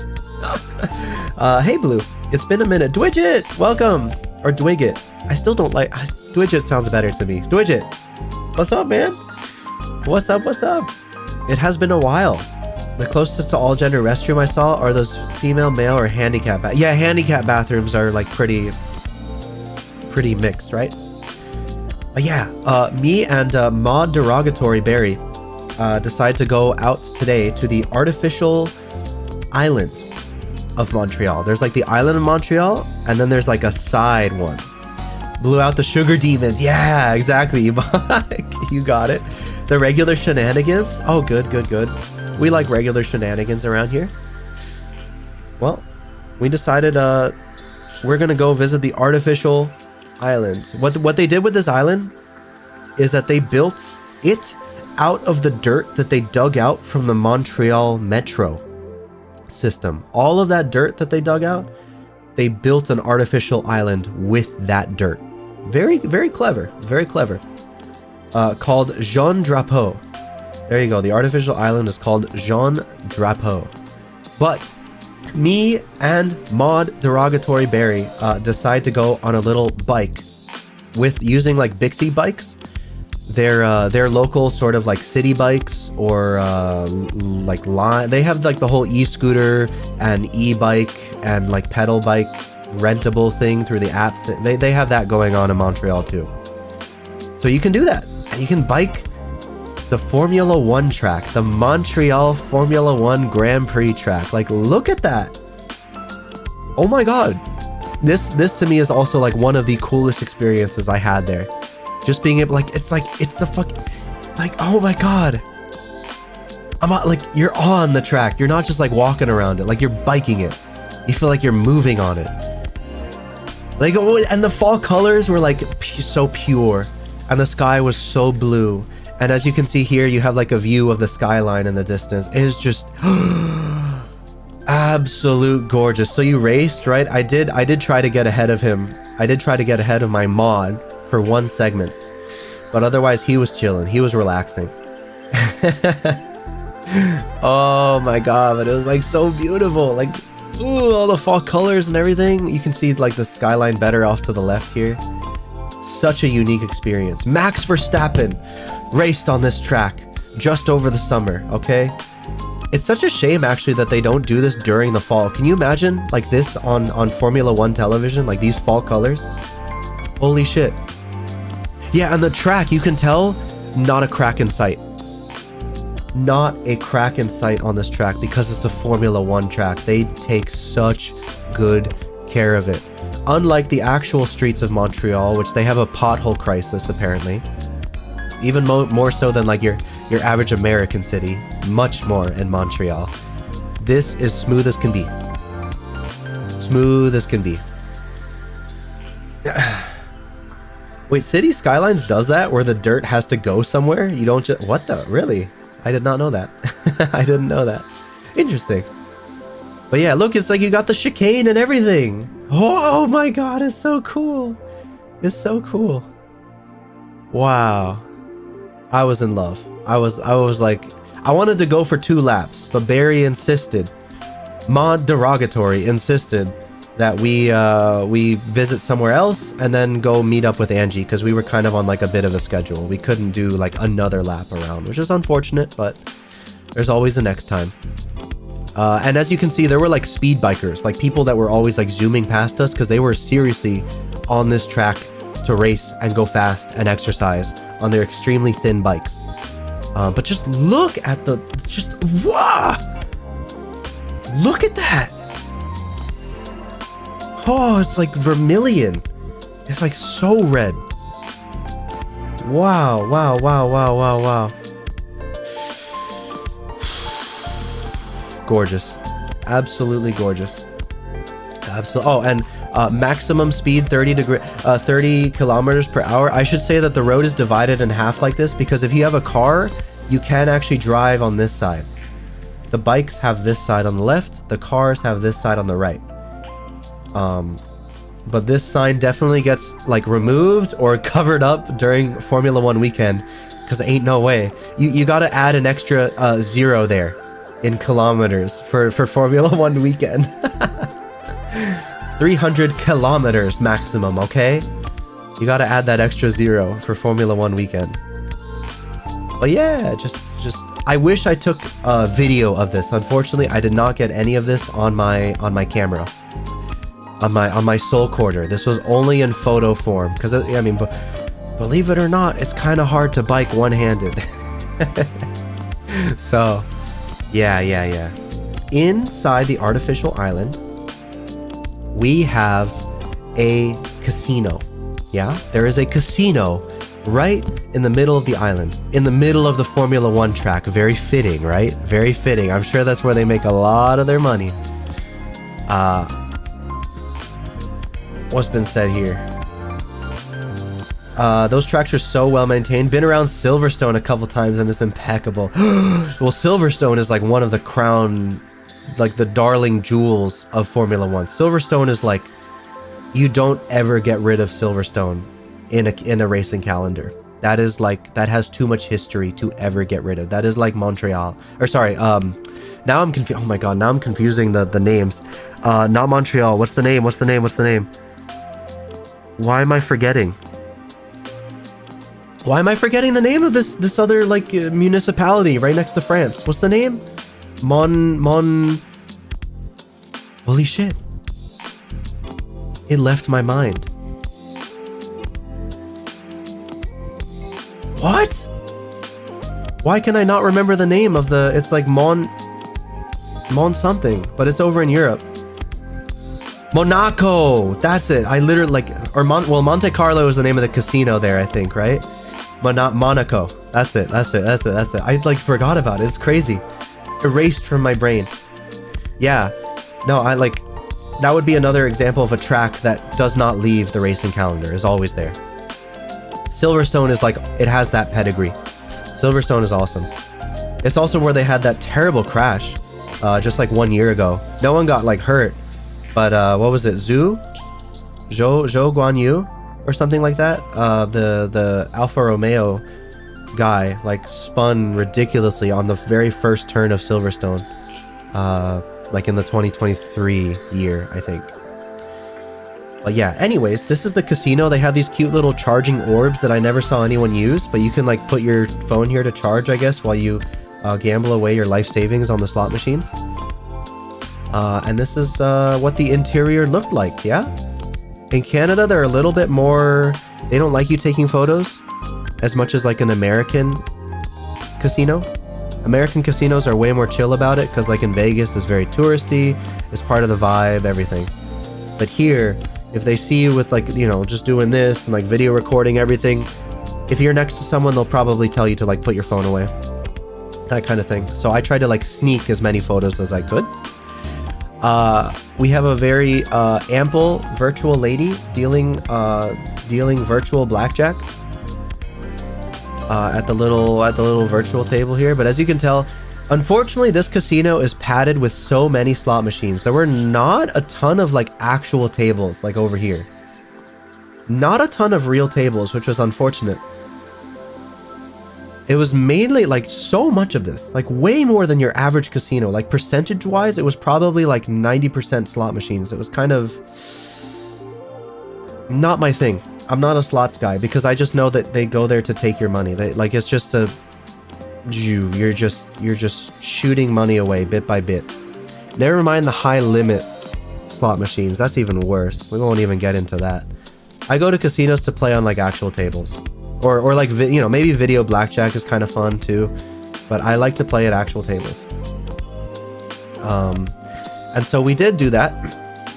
By the way, random Need for Speed Heat thing in the middle of the whole thing. Random Need for Speed Heat. There it is, right? Just the only like legitimate arcade machine in the whole thing, and it's just surrounded by slot machines. There's no other arcade machines. I'm serious. No other arcade machines. It was nuts. But we did lose a fair bit of money at this casino. This is the first casino where I've actually lost money. Every single casino I've been to prior, I have walked out being the winner, but here I did not. I blame the fact that it was French. It's a French casino. That's it. You know, when I got jump scared at the blackjack table because in French casinos, they use French cards, playing cards. Their playing cards are not Jack, Queen, King. Their casinos use V for Jack, which means something I forget. M for Queen, which is like Madame or Madame or like Mademoiselle or something, and some female name in French. And then R for King, which is like Royal or Royale. It's just you're the head. You're the king. It's fucked up. It's so fucked up. I got dealt my first hand of blackjack. I got like jump scared because I see like I see an M and then like a V, and I'm like, huh? What am I looking at? No, wait, what did I just sit down at? Like, what? It's the same cards, but like it did scare me for a moment because I'm like, I don't know what the fuck is going on here. Oh, do they do traditional Texas Hold'em tables? They're hard to come by, surprisingly, because they don't make casinos money. I don't know. I'm not a huge poker guy. Believe it or not, guys, I'm not a huge poker guy. I like, you know, I like my mahjong a lot, and I like my blackjack a lot, and I'll mess around on the roulette table like we did here. I didn't take a photo of it, but we were at a roulette table. And that was fun too. But I don't really mess with, what is the other one? Craps? It's like a very old-headed kind of game that it's kind of complicated to learn, and I don't really bother with saying it. Yeah, it's a French jump scare. Really, seriously. And they say Americans are the ones being extra. Yeah, it's insane. They have different labeled cards. They don't use like the. I thought American playing cards were like the global standard, but they use the French ones over there.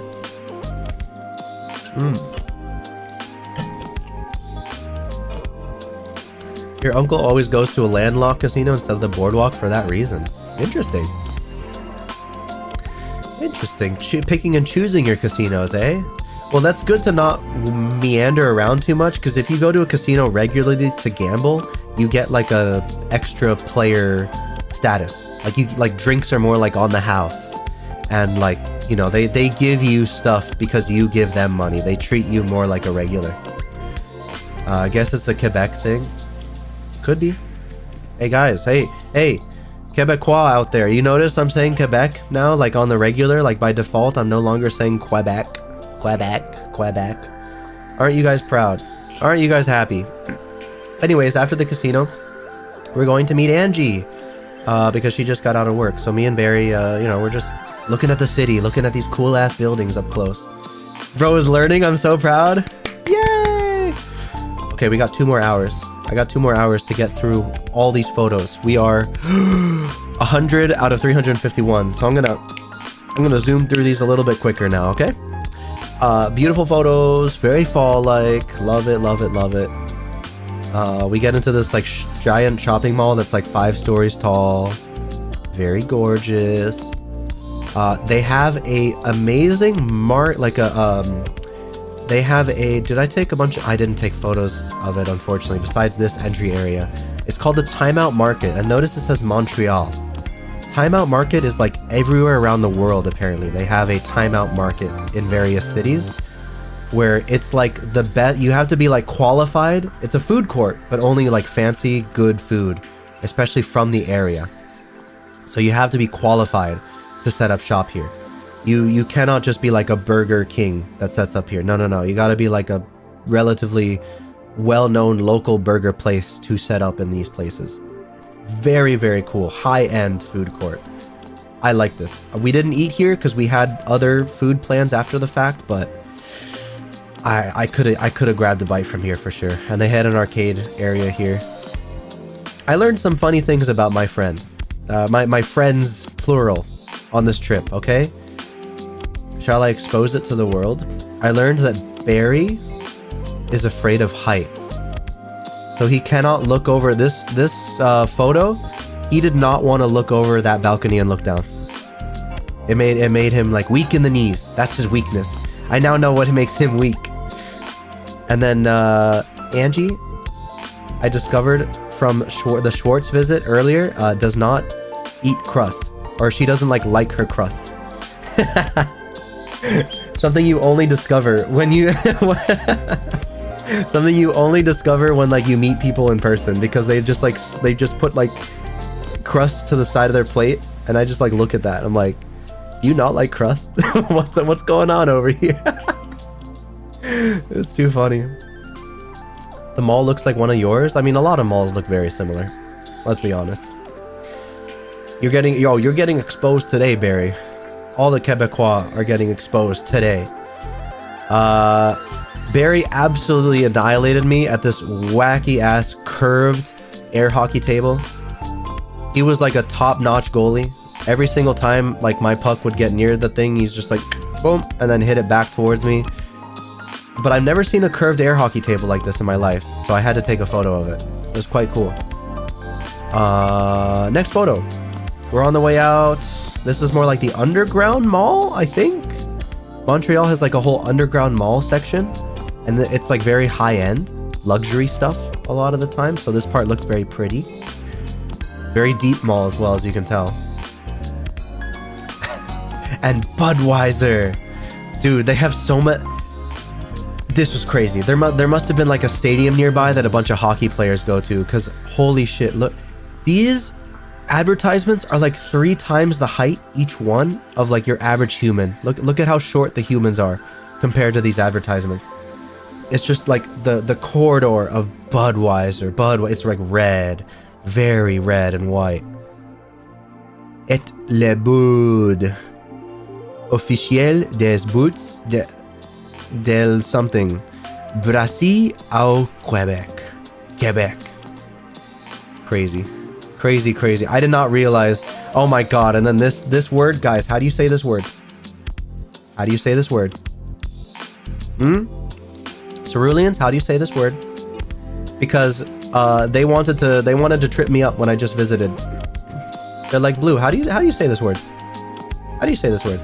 It's a chain. It's like a corner store chain in France, or not in France. Sorry, I'm mixing up like French and in Quebec. They have this chain. It's a corner store, and they wanted me to. They have a certain word. They have a funny joke way of saying it, but couche. Touche hard. Castard, couche tard. Correct me if I'm wrong. I believe it's pronounced couche tard. Couche tard. But like you don't like say tard. You say like tard. You say like couche tard.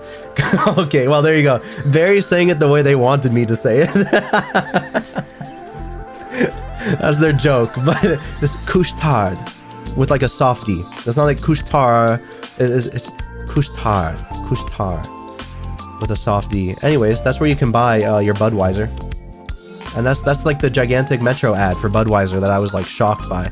They also for some reason have a big like alert alarm. It's like, alert! You gotta buy Budweiser! You gotta buy Budweiser! Well, by the way, why is it Bud? That's not actually the word, right?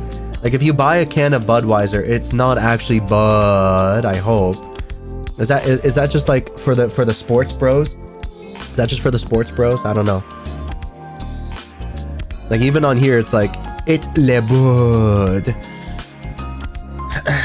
A nearly silent E. Yeah, exactly. I knew I knew where this was going when I saw the name. You knew, yeah, Evok, you knew. You're smart. You not remember the frogs? No, I don't at all. Who buys Bud? Watered down, watery beer? I agree, Ginja. 100%. I don't like Budweiser. I don't like Bud Light. I don't like Budweiser. I don't like any of the Buds. For me personally, I'm not much of a beer drinker, but like if it's like an American beer, like I do enjoy Sam Adams. Blue Moon is alright. It's pretty alright. And there's like a few other brands out there, but honestly, I'm not much of a beer drinker. I'm more of like a hard alcohol enjoyer, especially like your sakes, your sojus, anything that has a little bit of like a fruity taste to it, but it's like hard alcohol. I love that stuff. Beer in general isn't that great. I'm in agreement. I'm in total agreement. It's not that great to me either. I prefer wine over beer these days, which is crazy. I used to hate wine. Now it's actually kind of alright to me. But anyways, we're on our way to, I believe this is the Japanese place we're headed to. But yeah, we get out at, I forget the name of this place exactly. Maybe Barry can swing in here for a second. The Budweiser ads are under the Center Bell, which is the home stadium of the Montreal Canadiens hockey team. That makes sense. That makes a lot of sense why the ads are like this, bro. It was insane. Like they have so much real estate and they buy everything. Nuts. Beer is acceptable in absence of liquor and only if it's free. Yeah, I'd agree with that. But anyways, we get off at this plaza here. We're on our way down a street. I forget which one, but we visited this place so many times. This is the outside of the Montreal station. Okay, got it. It was the outside, because we visited the station like 7 times during our, like we were like at this station so often. But we're walking on the way to the Japanese place. Here's another mural going down St. Laurent Street. There you go. Angry Orchard is really good. I do like my ciders. Angry Orchard is quite good. But after the 4th bottle, my like for it waned. Interesting. No, I still really like Angry Orchard if it's served to me. I like the spicy, like they have like a Halloween fall themed ale that you can get for Sam Adams. That's really good. I enjoy that. We don't have it this year. I feel a need to grab it this time. Oh, I'm getting hungry just talking about all this food. But anyways, a cool mural of a old white guy. Don't know his name, but he looks sick. cars, you know, churches. Very, very like outside downtown Montreal. You know, it's like very, very residential is the word. Very residential. And here we go. This is the restaurant, Ichigo Ichi. Fantastic spot. Holy shit, it's a Japanese spot, but like fairly high end. We get the menu of like what we want. And as you can see, I saw karage. I wanted to circle that immediately, but then I'm like, oh wait, the diagonal from that is spicy karage. Let me get the spice. So I scribble this out, circle that. I wanted to mix it up a little bit, so I got pork shoulder with not pork broth. I wanted like chicken broth with pork shoulder. I wanted like a mix because I had never had that kind of mix before. Saltiness, you can choose how much salt you want in it. Your noodle style, they didn't have udon noodles, but you could make them thicker, extra thick if you wanted. You know, regular scallions, one-piece seaweed, egg full. And customer notes, of course, I wanted some love with my order, so I had to circle that. And this was like the restaurant. This is like what it looked like from one of the parts of the restaurant. Friggin', as I'm telling you guys, everything was decorated for Halloween. The Halloween vibes were immaculate. They were everywhere. Just look at this place. It's Japanese, normally, but they put the webbing, they put like the spiders, they put the bats. They like even like going to the bathroom, they have like this little Sapporo light still webbed up and everything. It looks like you're going into like a castle dungeon or something. Really, really cool. And this was our food. Takoyaki, grilled squid, which I did not order for myself, but I tried it. It's really good. Oh my god, this is my first time having grilled squid. I see why like Barry gets this all the time. This was very good. Yeah, the squid is insane. Japanese folks always go ham on the decor for the holidays. I guess so. And they go ham on like the general presentation for their food as well. It's insane, dude. It was insane. It was so good. Comparable to like actual Japanese. Having been to Japan, comparable in quality for sure. Like the takoyaki, the ramen, the karage, everything. Peak. This was the spicy karage. It was so fucking good. Oh my god. Here's the ramen bowl we had. If you wanted, you could put in like your own, like with everything. It came with like what, ginger, sesame seed, then like spicy sesame, and then like something else here. I forget what this is. I don't know. I didn't touch any of it. I'm not like much for condiments when it comes to Japanese food. But this was the bowl. Very, very lovely. Very nice. Excellent taste. Excellent taste. I wish I was a little hungrier because unfortunately I didn't finish the whole thing. I was like, and ramen is not something you can really like take home easily, you know? So there was that. But it was seriously delicious. Oh, I could go for that again, like right now, with my currently empty stomach. Oh well. After that place, by the way, on this trip I only went to like A tier and S tier locations.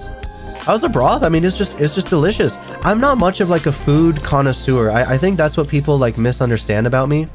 Like they think that I'm gonna have like the most to say about like every single food that I eat. I guess I have like a very bland like palate or like tongue. Like I can tell when something's good, but I can't explain to you. I'm not like Erina from fucking or Erica, I forget her name, from Food Wars, where like she has the god tongue and she can like taste it.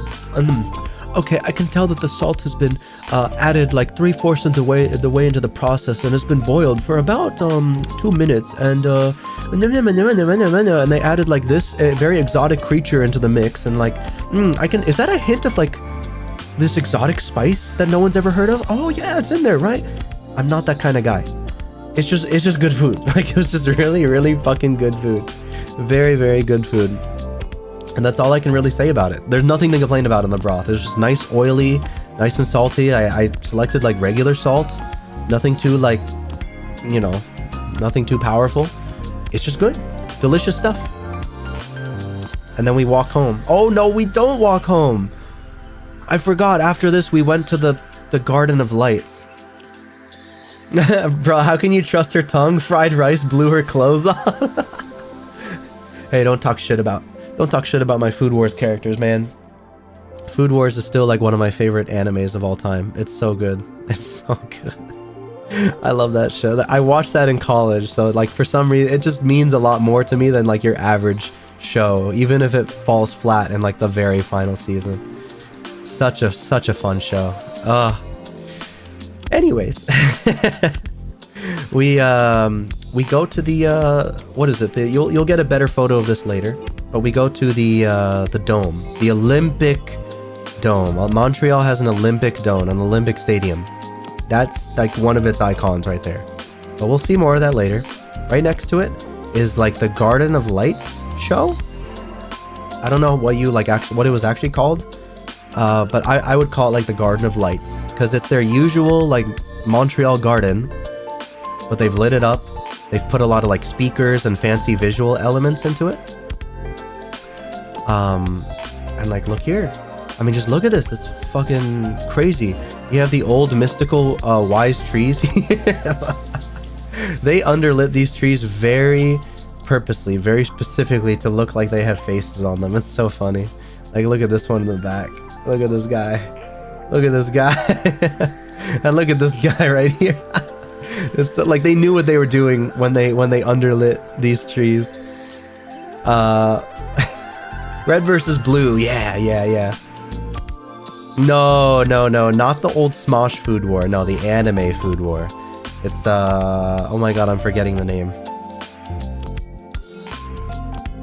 Shokugeki no something? I forget. But yes. That's like it doesn't look as good, but this is a more wide view. Like you get the blue and the red and like the tower, the Olympic Stadium tower off to the right. In person, this shit is like unbelievably gorgeous. Pink sprinkled donut. Oh my god. Angie finally arrives. Welcome. Yeah, the pink sprinkled donut was always Ian's like staple in that series, and then it was always Anthony Tortilla that would mix up the food every single year. Something with Soma, right? Soma? What do you mean Soma? Like the game? Like the spooky horror game Soma? From the Amnesia people? Here, more like beautiful garden pictures here. Again, everything is lit. Isn't that the main... Oh, Shokugeki no Soma. Yes! You're right. You're right, Tao. You're right. Shokugeki no Soma. That was the name. Yeah. You notice today, I forgot the name Monaco. I forgot the name of my favorite like anime in Japanese. I'm forgetting the names of everyone today because I'm yapping and I'm getting like a little lightheaded. Let me hydrate again.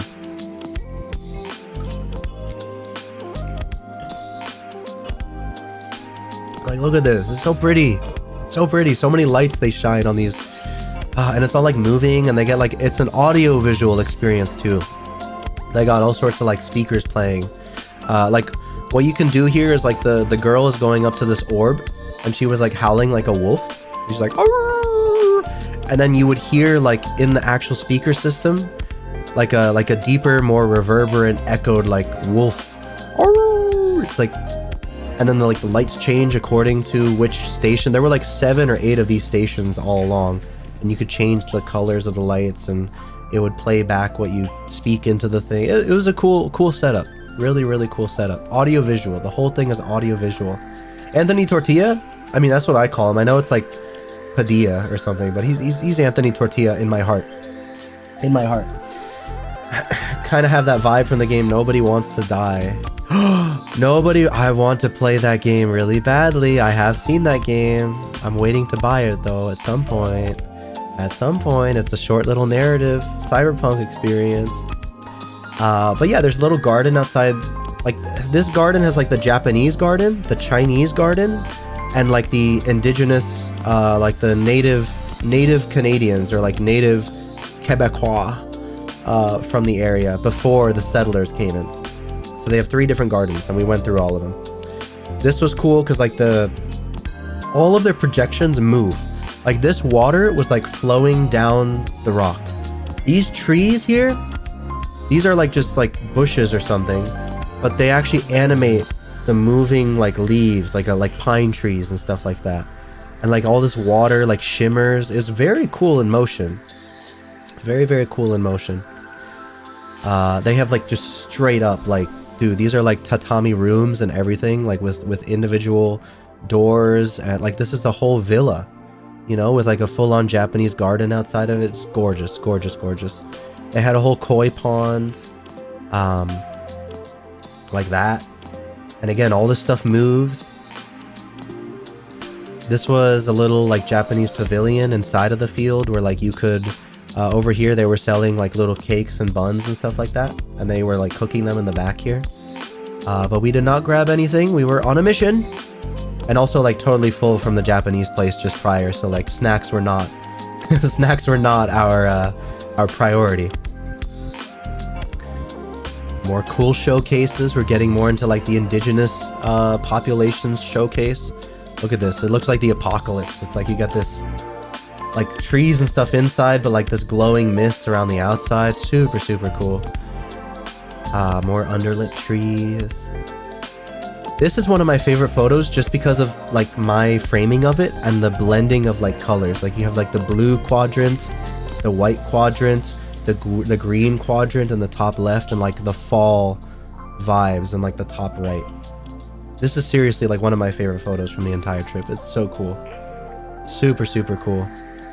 Again, Montreal has like a fetishization of like these light bars. They just love having LED light bars everywhere. It's such a Montreal thing. Like what am I saying? What am I telling you guys? They fucking love their light bars. And Montreal is just, expect lots of cool LED lights and everything all over the place. But this was not meant to be seen. This is like, you're supposed to go on the path like through here this way, but I was the one who decided to like turn around and look.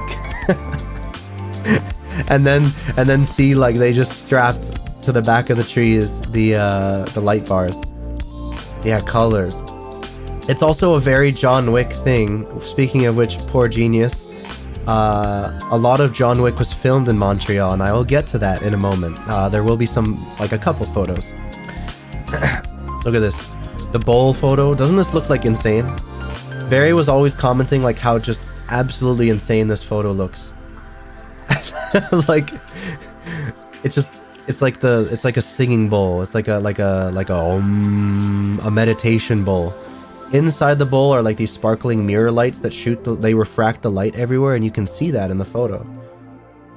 It's really, really, really cool. But it's like an ASMR experience when you walk through this place. Because they have speakers along every side of the path. There's a treasure chest under that bowl. I know! Game logic. Yeah. We gotta unearth it. We gotta hold E on it. Oh, yeah, you can get a better view here in this photo. See? It's like a bunch of sparkly pieces. But very, very just cool photos of everything, you know? It's all audio visual. You're walking through the garden at night. This is the Chinese gardens now. A lot of photo ops here. Kind of jealous, but at least I know what to do if you're visiting Montreal. There you go. If you're going to take photos with a real camera at night, I recommend bringing a tripod, you know, for longer exposure. I'm the one who just has a cell phone for these photos, so I just stand still, and it does the rest of the magic.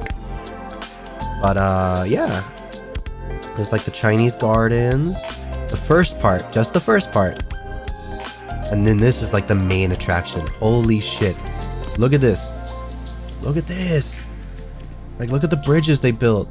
Look at the pathways. They're so like pebbly, but like patterned at the same time. And then they have this over here, which we'll get to. There's a little side path over here. They play a full motion video, like a full like 5-minute video, not on a projector screen, but in the middle of the pond, using the mist from all the fountains. It sprays water and they project the video onto that water. The full like there's like a couple in it, and the couple eventually become the butterflies that light up on the water. Unbelievably cool. Unbelievably fucking cool. Whimsical ass bowl. Definitely a whimsical ass bowl earlier. Did they play Empire of the Sun Walking on a Dream? That's when I was watching this, I thought of Empire of the Sun, I admit. I admit. But like, look at this, and they have a whole like tower over here too, like a 2-story tower and everything. Really, really cool. Just look at all that. Oh my god. Oh my god. And like the almost like a waxing gibbous moon was out. It was almost a full moon back here. Gorgeous. Gorgeous, gorgeous, gorgeous. More photos, more photos. Look at this. And this is like, oh, what is it called? It's not Jardín, right? I realize like Jardín is a Spanish thing. You guys actually pronounce the J, right? Like Jacques, it's like Jardín. Jardín des Primeras Naciones, for First Nations Garden, which means First Nation is their name for their indigenous people. So First Nations. There you go. Like, just look at the view. Insane, insane, insane, insane. So much to see, so much to do in this garden. It was awesome. Oops. And then we're like exiting the whole thing. And now we are approaching this. I just thought about it, but should have had a projector on the table for Uncle Blue's vacation slideshow. That was really Spanish sounding French. Uh-oh, you got me. Uh-oh.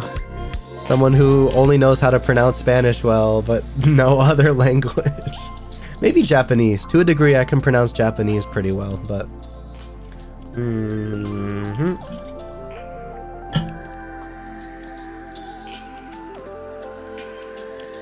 There is, shall I mention, a secret cameraman.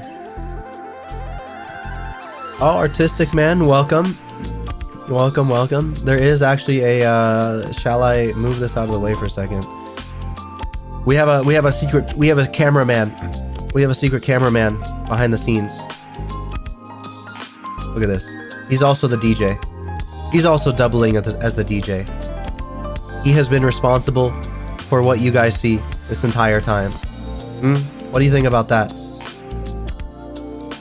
Morning, morning, morning, morning, everybody. Welcome. What's his name? I don't know. What is his name?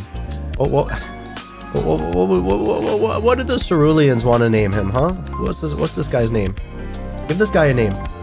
Give this guy a name. I want you guys to give him a name, like, right now. What are we thinking? Boolaroid? Okay. So far, so good. I'm down for Boolaroid. He's the DJ / cameraman with his little vinyl table here. John, just John. The only few French you learned was from Ian's from Forgotten Weapons. Fascination with French small arms. Yeah, that guy does love French weapons. Like the FAMAS. Hey Gigi, that was me. Wick, Bob. I like Wick. I like Wick because it's like ghosts are kind of like candle-like, right? John Camera. John quotations cameraman, end quotations Wick. He's John Wick. He's John Wick with his middle name or his nickname being cameraman. All right, we'll do that. We'll do John Cameraman Wick. Cannon Wick? Bruh. Yeah, for those that just joined in, I should like show off the campsite again, because I know, you know, I showed it off at the very beginning, but hey, who is this guy? Is this who just joined chat? Is this the guy who just joined chat? I wonder. Looks like they're chilling, enjoying some food that I'm not wearing my glasses, so unfortunately I don't seem to be able to focus on it. Look at these guys. Rob, poor genius, the lurkers. We got everyone here. We got everyone here. The pumpkins enjoying with the other lurkers. We got a nice little like glamping setup here with the bed and couches. We got a secret one who's assimilated into Cerulean society. He's not just hanging around the campsite waiting to attack like all the others. He has actually assimilated. Oh my god. Scary, scary, scary, scary. Anyways, we make our way back to the table. Whoa, whoa, whoa. Let me get the proper camera up here again. Boom. There we go. There we go. This is our glamping spot for this afternoon or for tonight, depending where you might be in the world. Mr. Magoo camera. John Camera Wick, yes. That's his official name. Official for business. Here we go. Let me bring this back. Here we go. Here's the photo we're talking about. Yeah, this is the Olympic Stadium, which was built in the 70s, and this roof has been apparently a pain to maintain. It's always like, I don't think it's actually collapsing, but a lot of money is put into like keeping it stable and upright, because they thought it would be a grand idea to put a bunch of suspension cables holding up the roof of the thing instead of just like building a solid roof. I don't know. A lot of taxpayer money goes into just maintaining this thing right here. So yeah, it looks like a UFO up close, like this portion over here, right here. Very cool looking place. And this is what I'm legitimately, not that I'm a skater, I wear a lot of skater shoes, but I'm kind of jealous that they have something like this. This is an official, like, Olympic quality skate park just outside the premises. Look at that. Look at how much open space, rails, like grinding corners, ramps. They have a whole like deep pit in the middle for your super experienced skateboards. And then you got like a couple of BMX bikers like chilling here. By the way, this is what time was this at? About 10:30 at night. Yeah, and Vans is like right here. Like they have Vans. They do, Poor Genius, have like X Games style stuff here. Yeah. I don't know if it's exactly X Games, but they have a picture of like Tony Hawk in this park for like a skate festival they host every single year. Back in like 2017. Like this is what it looks like from down there. This drop is like way deeper than you would suspect. When you look down over the edge, this is not like where it says Vans, that's like the kiddie section. This drop is like for real men. This is like a 10-foot drop straight down. It's like insane. Your skating days are long behind you, but that's an awesome looking park. It's insane, dude. If I was super into skating, I'm already jealous as someone who appreciates playing skating video games and wears skating shoes. But if I was a real skater, I would be jealous too. I would be extremely, extremely jealous. Like, oh, it's so cool. and because it's like an Olympic park, you don't have to worry about like miscreants like mugging you in this park. Like it's so well lit. You can be here at like 10:30 at night. No one's gonna do anything. It's awesome. So much different at night than an American city. In American cities, you really don't want to be like around these places this late at night. Unless you have a particularly well... Why'd he extend the long like that? What do you mean? What do you mean? What are you talking about? I actually don't know where I said that. Anyways, yet another example of like Canadian, how cool and like hospitable Canadian environments are. You can be here at like, look at these bros. They're just like chilling at like 10:30 at night in like a public park. And they don't give a fuck. They don't think they're gonna be mugged. They think it's like perfectly safe to be out. They're just chilling. Oh, but not in America. In America, like you're in here. At this time of day in America, you're here, okay? You're at home. You're in your jammies. No one is out this late at night unless you're bar hopping. You don't go out to public parks at 10:30 at night in America, you know? It's just not a thing, unfortunately. As much as I love those vibes, but it is just not a thing around here. Yeah, look at that, man. I don't shoot these on an iPhone. No, I shot these on my Pixel. What is it? Pixel 9 Pro Fold. Fuck, I hate that name. I don't like the Pro. Just call it like a Pixel 9 Fold. It's a Pixel 9 Fold. I have a folding camera, as I was kind of non-stop talking about in the Discord for a time, as I was testing all of my apps to see what they look like in square form and everything. Yes, I have a folding phone that I took these on. So all these phones are all these photos are a Google Pixel 9 Fold. That's it.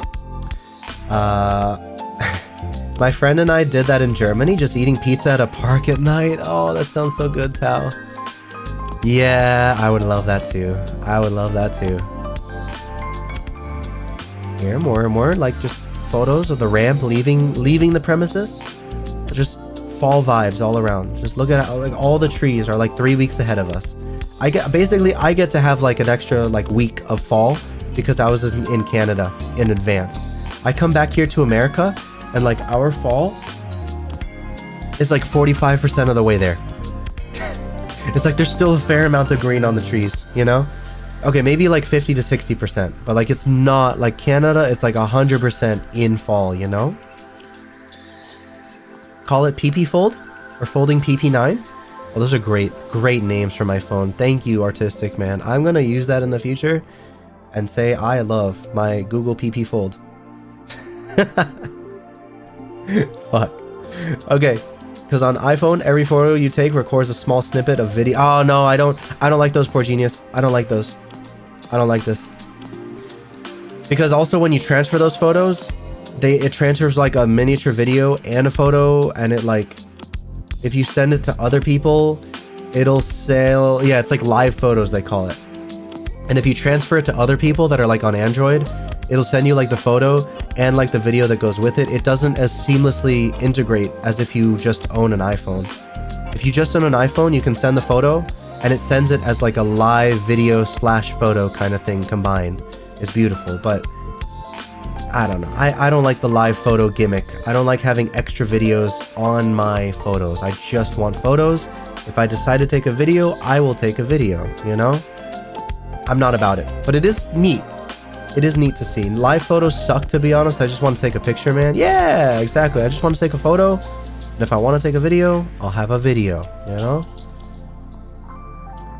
Dude, when you're up close to this part of the Olympic Stadium, you can see how much this tower leans. It's also very tall. Much taller than you suspect. But look at that lean, dude. Holy crap. It goes like full 45-degree diagonal. I don't know how it stays up. It's insane. The logistics are insane. But this is what the like main Olympic like welcome to the Olympics kind of area looks like. Very cool. Ase Nadia what does that say? Comanesi? Ase Nadia Comanesi. I don't know. It's very Spanish French. And now I'm like self-aware of that. Like that did sound pretty Spanish. Engineering and architecture power. Pure engineering and architecture power. I'd like to shake the man who built this place's hand one day. The Spanish. Ebok, what are your language experiences? What do you have? Yeah, I did notice. I noticed it. I see it because I want to say like hace, like hace, like doing, but it's like hace. I guess in French it's like hace, Nadia, instead of like Nadia. It's like Nadia or something. I don't know. Do they speak French in Canada? Why does the thumbnail say bonjour? Okay. They speak French in Quebec. There are different provinces of Canada. There's like the Ontario province. There's the Quebec province. There's wherever Vancouver... Is that British Columbia, I think? Is where like Vancouver is on the west coast. They have like 3 main provinces. British Columbia and Ontario are pretty like English pilled, you know, like you'll just see English. They're English maxing, to say it in Zoomer terms. It's like English, English, English. And they'll occasionally have some French around, but it's mainly English. Then on the East Coast in Quebec, all their cities have like a mixture of English and French. And legislation is heavily pushing the French as of late. Like they're really heavily pushing the French. So it's like your people on the street will understand French 99% of the time. But in terms of establishments and menus and signage and everything, it's pretty French. Quebec is the only province in Canada where French is an official language. Well, there you go. There you go. So yes, I had to face my mortal enemy of French and actually like try to speak it. I had to face my mortal enemy visiting this place. You guys know how I feel about French. I joke about it all the time, but I actually had to like attempt to read and speak it while there. Oh, and then after this, like I guess we went home and I went to sleep, and it's the next day.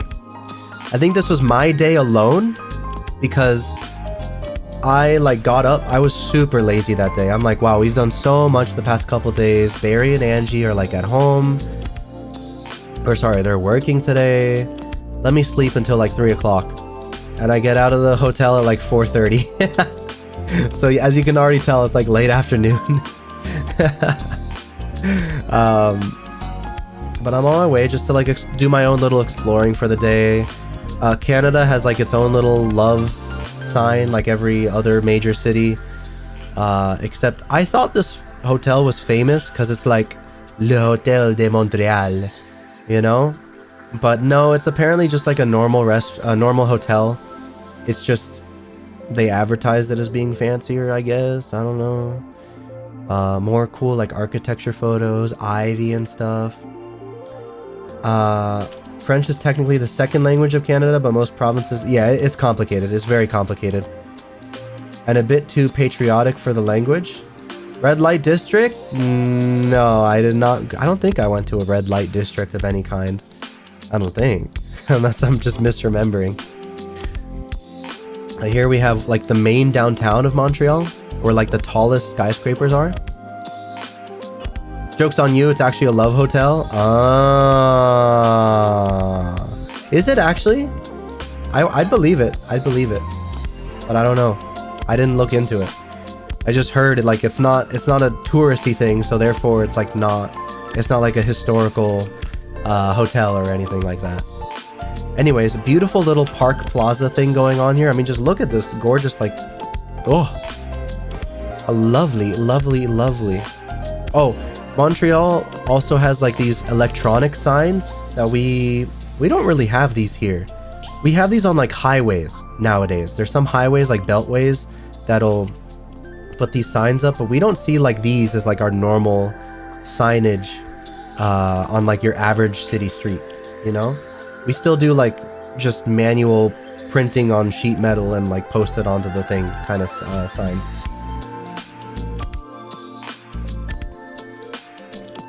I don't know what these signs mean. I don't know what the P means. I don't think it is. I don't think it's parking. Because otherwise it wouldn't be pointing in every direction. Montreal doesn't have parking. At least that's the joke. That just seems kind of pointless, to be honest. Yeah, I don't know. It helps them update anything. I guess Montreal is under so much construction that it helps them not have to change signage all the time.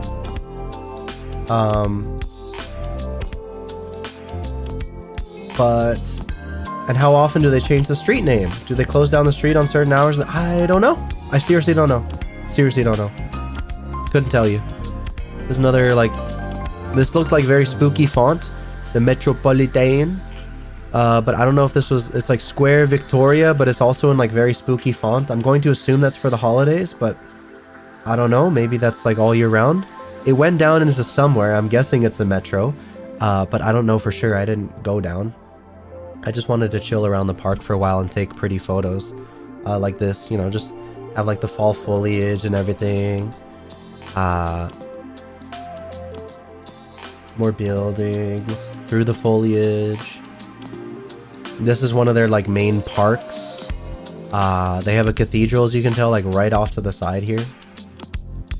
Went down to the Shadow Realm. Maybe, who knows? I cannot confirm nor deny.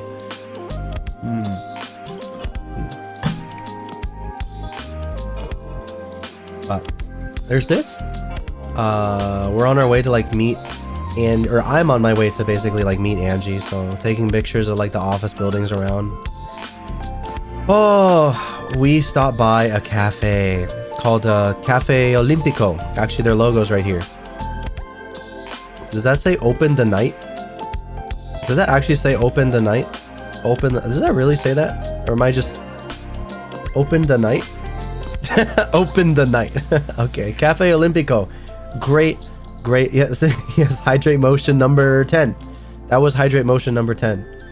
Yes, for sure. I got a lovely like a cappuccino. Open the night. It's like the most weird saying I've never heard. Open the night. I don't know. I'm back. Did I miss any Jeff apparition? No, you did not. Don't worry, Jeff. Don't worry.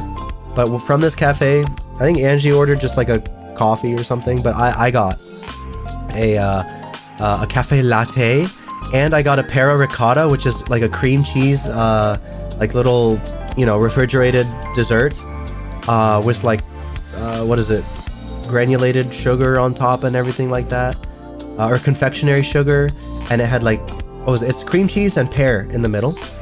And then we also had a tiramisu, fucking tiramisu. I apologize. Oh my god, after all this time, guys, I'm still mispronouncing the name. My mods will not let me like live that down.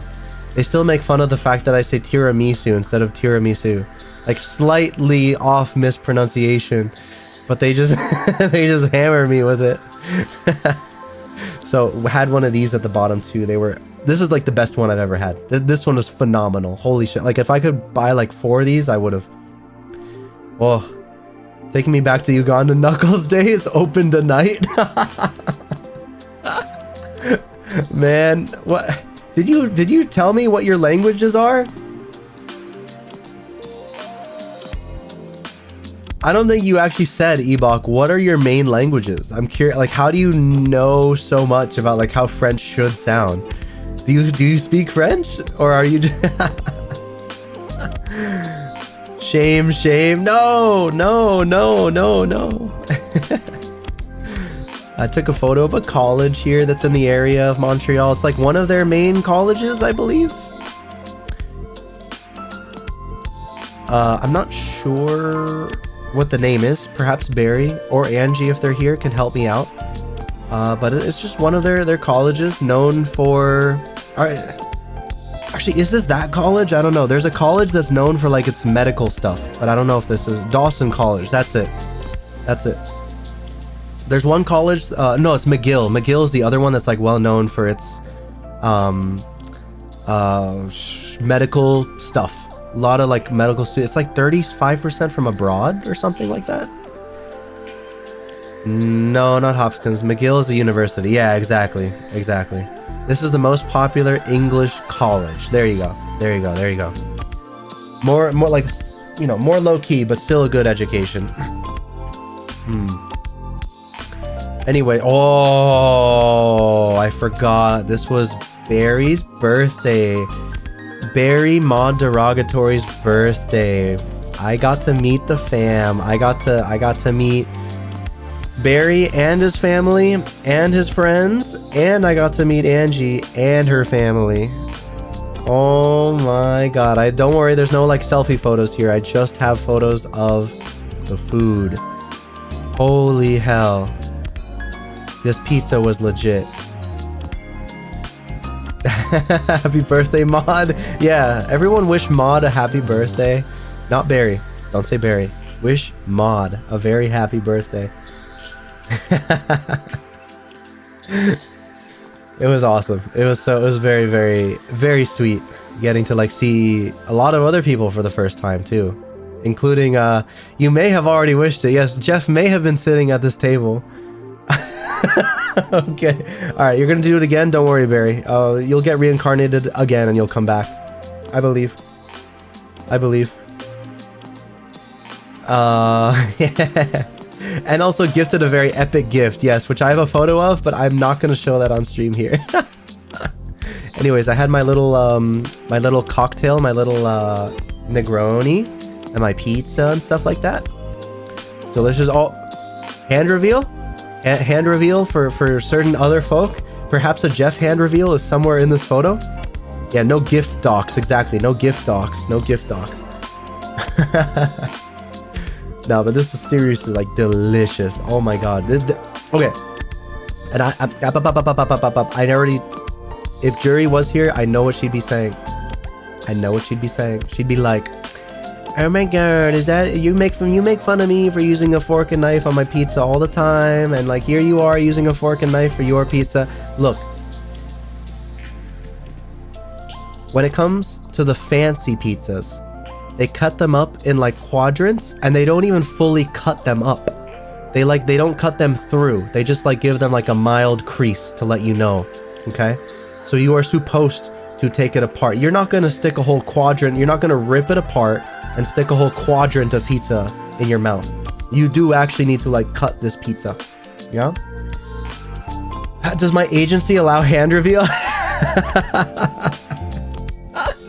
Luckily no rules against that here. Luckily no rules against that here. Oh, it appears Papa Horizon is texting me. What's a fancy pizza? Pizza that's not like Domino's and Papa John's and like your standard run-of-the-mill pizza, but like actual sit down and eat in a restaurant style pizza. That's fancy pizza to me. So you would not use fork and knife for Domino's pizza because they actually pre-cut every single slice. You just take the slice, it's meant to take it away, use your hands. But here it's like you actually do gotta, you know, cut the slices and then take it away. This stream making me hungry right now. I'm getting hungry just talking, just yapping this long. My goodness. This pizza is fancy because it's Italian. Yeah, it's Italian pizza. Fancy Italian with my Negroni on the side. Oh, I felt like such an Italian eating this one. Their Hawaiian low-key was really good. Oh, did you got a Hawaiian one? Oh shit, I didn't even like look over to see what you got. You don't think you've ever been to a good sit-down that offers pizzas that weren't hand food? Interesting. I was comparing this to my because my favorite restaurant in my area is a pizza place. And I was like comparing this to my favorite pizza place. It slapped. It was so good.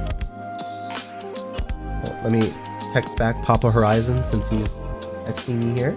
But yeah, this was like slightly above my usual favorite pizza spot because it tastes just as good and the portion was a little bit larger than like the average personal size pizza you get at my place.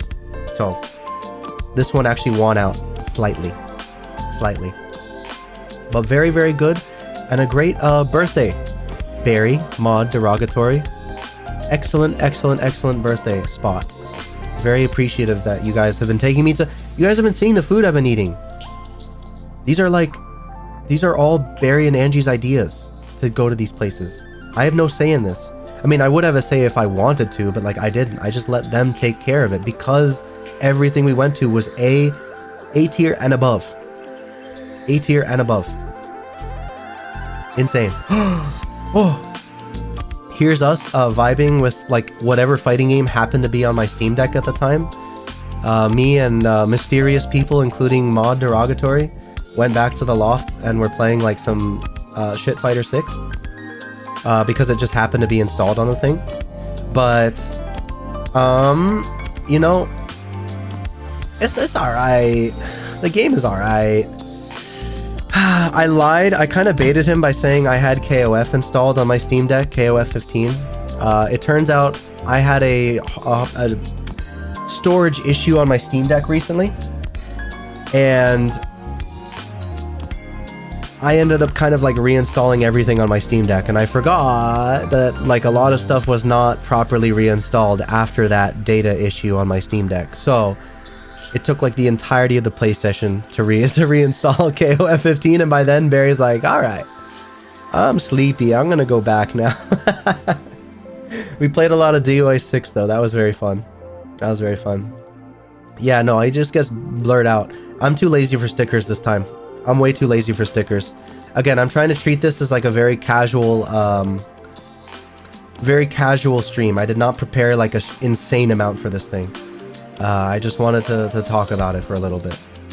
Welcome to the streets.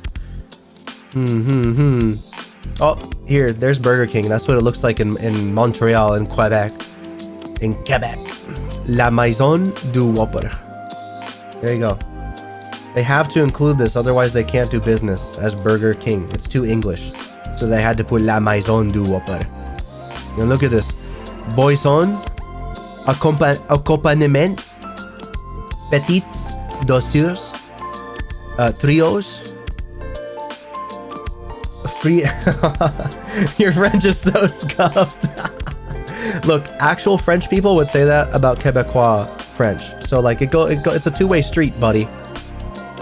It's a two-way street. Petits douceurs. Sus name. Oh, here we go. There's a Timmy Hose. I call it Timmy Hose. I know that people say Tim's or Timmy's, or just say the whole thing, Tim Hortons. Whatever. I say Timmy Hose. What does it say? They have pizzas now at Tim Hortons. Disgusting. Novote pizzas sur pain plat. It's a pain platter. This gives you pain. This gives you diarrhea.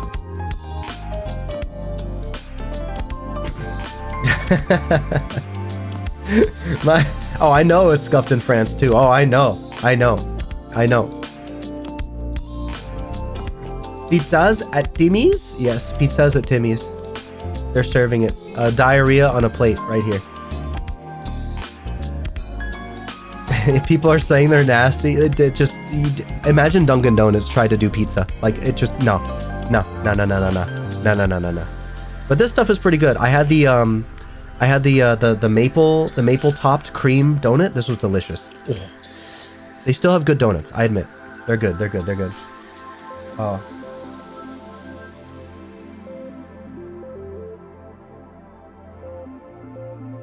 Sorry, Papa Horizon is texting me.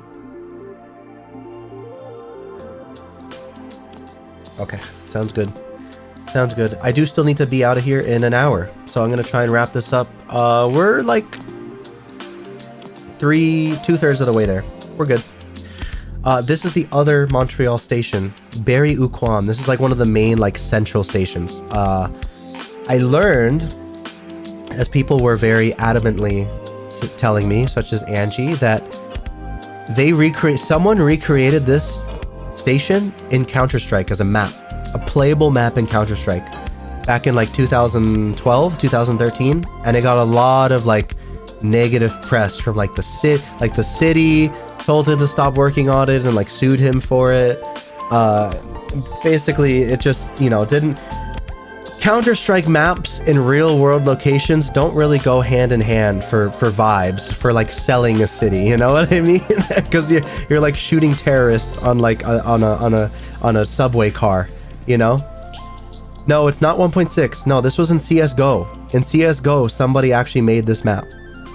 You can look at like the final it's actually pretty sick. It's in CS:GO. But it literally, like, they made this station in the game. It's quite impressive. It's quite cool. But it was a whole thing back then. You can like Google it and find out a lot more about it and see the videos of what it looks like. But yes, someone recreated this map in CS:GO. Really cool. And of course the French players were like, dude, that's so sick. But all like the French government officials were like, oh no, a video game violent, oh bad. We want this gun, we. And then they, sue the guy. It is how it is. It is how it is. Or they try to sue him, take it down, whatever. So, it's another me and Barry day. Cafe Azul map for CS when? That would be insane, wouldn't it? I do want an actual full-fledged 3D map of the cafe at some point. Believe it or not, that is an idea for the future, but I gotta find the right people, I gotta find the right people. It's me and Barry day again. Sadly, not a lot of photos of this, but I have a lot of video on the camcorder of this place. This is called the Biodome. It's located right next to the Olympic Stadium. It used to be for cyclists. It used to be called like the Cyclodome or something like that. But cycling was not popular enough of a sport. So they altered it into this. It's 3 different biomes under a single roof. It is insane. It is absolutely insane. It's like you have the South America area, you have the North American forests area, and you have the subpolar area. 3 totally different ecosystems. It is so fucking cool. You walk into this place and it's like, and they're not divided by concrete, by the way. These are all these are tarps. These are like a fabric. And it doesn't touch the ceiling. You notice there's a gap up here? The fabric does not divide it like all the way up to the ceiling. They have these biodomes in place that have very unique atmospheres and temperatures simply with all these tarps. But there are no like walls that enclose the entire thing. It's super, super impressive. Very impressive. But this is like a literal rainforest. We're not talking like there's I'll show a bit. What's up? Welcome, welcome. We're not talking about like you're boarded off from the animals, or you're like, you know, netted off from anything. It's like, dude, everything is like right there. Everything is right there. Literally, like, okay, look at this. Look at this. In the wider photo, look who's perching. You got a parrot. Like just right there. Literally right, like right next to the walkway. They're free to move wherever they want. If they want to be next to the humans, like right next to, they can. They want to be away, they can. They have like miniature monkeys all over the place. They have all sorts of amazing animals. You were hella sweating it. Well, look at this man. Look at this man. He's like taking off his jacket because it feels like you suddenly walked into South America. It's like, it's legit. Like look at how foggy the ceiling is. Constant mist everywhere. It's like, yeah, it's like a greenhouse. It's like an indoor greenhouse, but it's also a zoo. It's not just a botanical gardens for the sake of plants. It's also a zoo. Really cool. It is, and it is hot. Yeah, hot and humid. Very, very sick. Again, you'll see like more videos of this in like video form, because a lot more of it was on my camcorder this time, not my phone. But here we have like a bat cave that they have, where you can see, like if you look up here, look, all the bats in the ceiling, and they're like flying around and stuff. It's a lot darker in real life, but they have like little rats, little mice walking around for like food for them, as well as hanging fruit to also give them food. But they're just flying around in like a super dark enclosed space, and they're just like, it's a little bat ecosystem that they made. Very cool. And same, there's one on the other side too that I didn't photograph, but yeah, it's there. There's another one. It's just, you know, again, like it looks like the rainforest. Having been to Costa Rica myself, this looks like Costa Rica. It's insane. The animals can't tell any different. Like, oh my god, look at the big chunky boy down here that everyone loves and everyone freaks out over. Everyone loves these things. The little I should say the big capybaras. And they were like a few of them too. There was one over here as well. And there was another one kind of hidden by the twig, but he's over here as well. That's another capybara. There were 3 of them. 3 fat boys.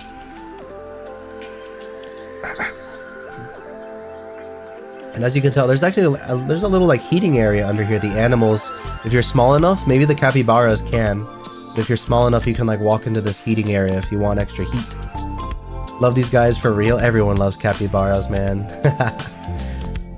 No Alfred in those caves, I promise. No Batman either. Is there an entry cost? Yeah, there is. There is an entry cost. How much is it? I don't know. Barry was kind enough to pay for my entry fee. Barry and Angie in general were kind enough to pay for my entry fees too. Wherever had like an entry fee. Which again, like above and beyond hosts, those two. I feel like most places I go, you know, like you're on your own. But they not only like made my itinerary, but also helped me like pay for stuff at the same time. When the conversion rate is not in their favor, it's like, man, they're the goats. They are definitely the goats. Very sweet people. Oh, there's a bird. There's like this fat bird here. I don't know what this is, but it was chilling there too, in the background, in its nest. Their camouflage is working, yeah, pretty well. Can you pet them? No, unfortunately. These animals are do not touch. None of these animals are touched. But look at how cool this looks. Like vines and ivy growing everywhere. Everywhere, everywhere, everywhere. And you can see like the mist, because this pillar was constantly shooting out mist for the rest of the environment. Very cool. This is another photo of them. Look at him. Look at him. Oh my god. They're chilling. Oh, and this is the subpolar area. Unfortunately, not many photos of the North American forest or the subpolar. It was the rainforest I feel like I took more photos of. But this is how you enter the subpolar area. You feel it. As soon as you go through the door, freezing temperatures. Freezing temperatures. It's literally, you're walking through an igloo. And people, of course, put their hands on the cold areas and put their handprints up there. But this is literally, you are in a refrigerator. You're in a freezer, I should say. It's so cool. It's really, really cool. But again, unfortunately, I have nothing behind this in the subpolar region. Yeah, it's like a literal ice tunnel. Like, it's like ice. This is ice. You can touch the ice. It's actual yeah. But they, behind here, like if you keep going, you see like all sorts of penguins and all sorts of, puffins and like another type of bird. But no like seals or anything. They don't have, it's pretty much like just the birds that they go there. There tends to be much more diversity the closer you get to the equator. There you go. Yeah, there you go. For sure. Well, and it's not just like, I'm not saying that, oh, there was nothing worth photographing here. I just took video of it for some reason. I took way more, because again, I'm dual wielding video camera and cell phone. And I decided to prioritize video camera because I want to make another version of that fair video that I've given to you guys, that I put out on the channel.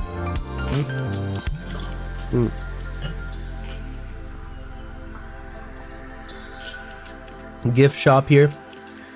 Gift shop, lots of plushies, very cute plushies. This is actually only a peek of what the North American forest area looks like, but you can see indoors the trees are turning to fall. It's astonishing. It was crazy to me. Indoors, the trees are falling. The trees are turning like the outside weather. That was astounding to me. Like, it's not like they're being kept in like a year-round summer situation. No, they're actually experiencing. If you come here in winter, apparently, the trees will be like more dead. They won't have any of their leaves. It's so cool. Like, but they do it inside. Oh my god. So cool. So cool. There's always a pengu. Yeah, there's always a like, these are not in the museum, but they're there in the gift shop, because why not? Hoot hoot. Here, oh yeah, this is me just taking photos because Mama Horizon like really loves to put together puzzles.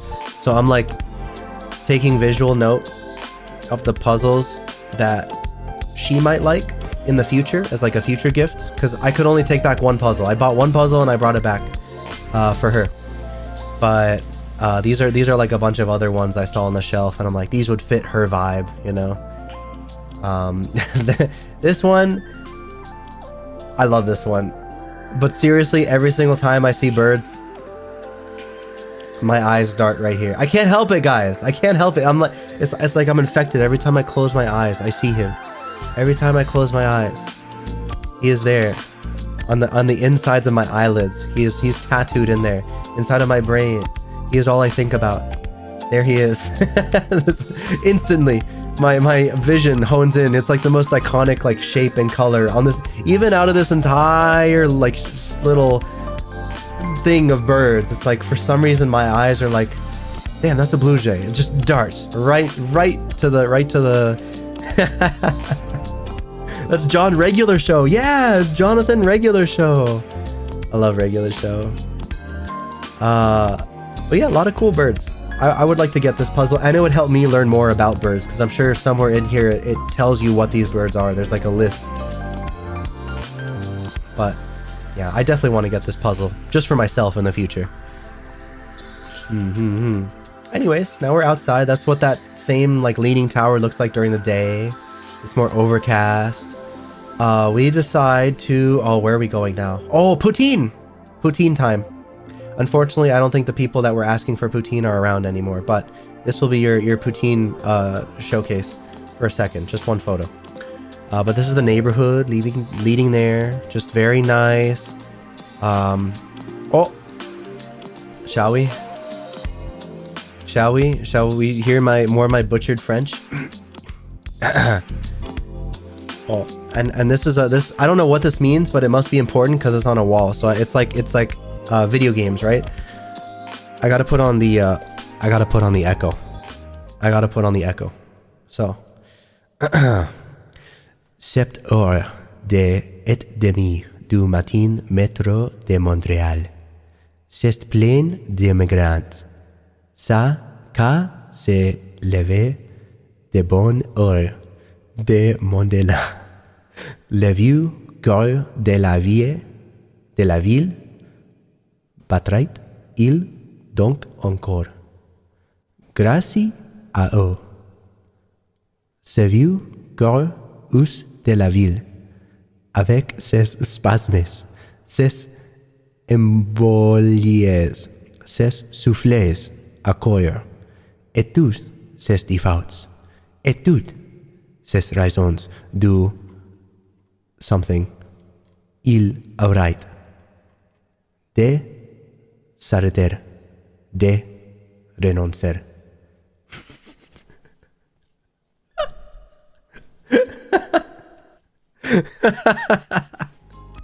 Great Spanish? Thank you. I'm so happy. Native level. Yeah. Native Spanish level.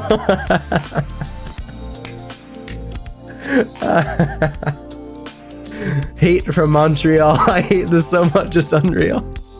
Bro. Woo. I don't know what that means. Do you guys like, what does that actually mean?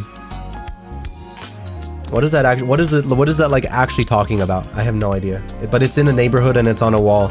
So it seems like it's a cultural thing. It goes hard on mute. Yo. Don't be nasty, Barry. Don't be nasty. That's another catchphrase you're gonna be hearing on this channel, I think, more often, because Angie, that was Angie's catchphrase, and I'm a sponge for a lot of what my friends say, okay? She was saying it all that she was saying, don't be nasty, a lot on the trip. And now it's just part of like my vernacular. But here we go, poutine, oh my god. Oh my god, poutine. It's pretty delicious. The only difference from the poutine that I had here in America, the main difference was not the gravy. I also ordered like a bacon version because I do like the bacon bits on top of my poutine personally. I don't just like the cheese curds and the gravy. But the main difference was the fact that the fries, how they're actually like cooked. Like they're fries, but they are sort of like deep fried in, they don't like change the oil like every single batch or whatever. To be fair, this place is the most popular in Montreal, but at the same time it isn't the best.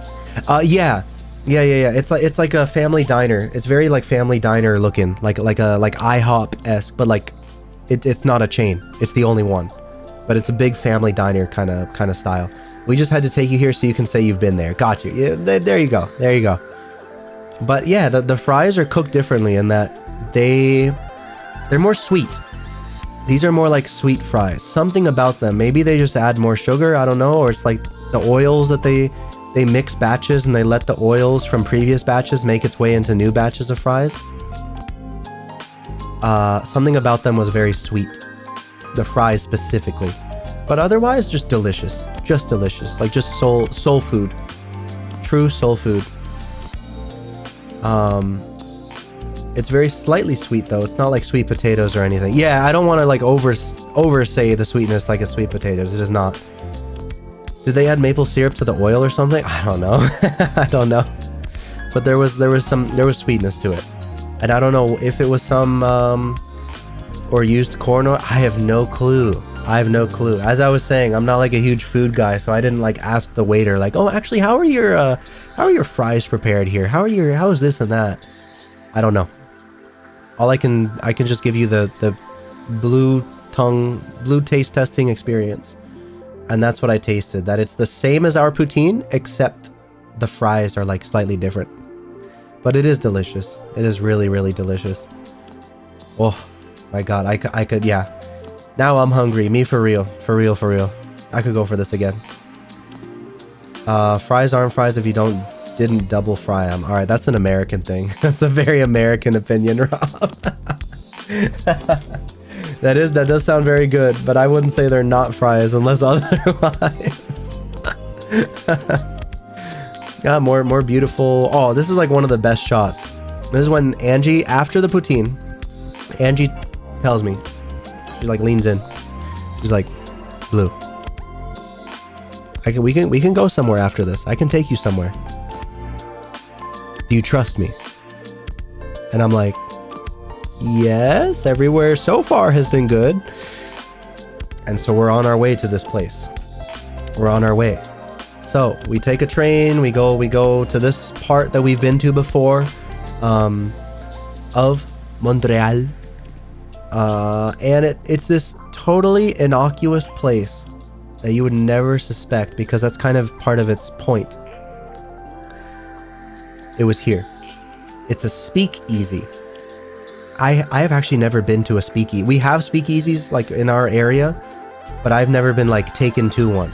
And she surprised me by like taking me to like a chill, quiet, like moderate music volume, Japanese Yakuza inspired speakeasy.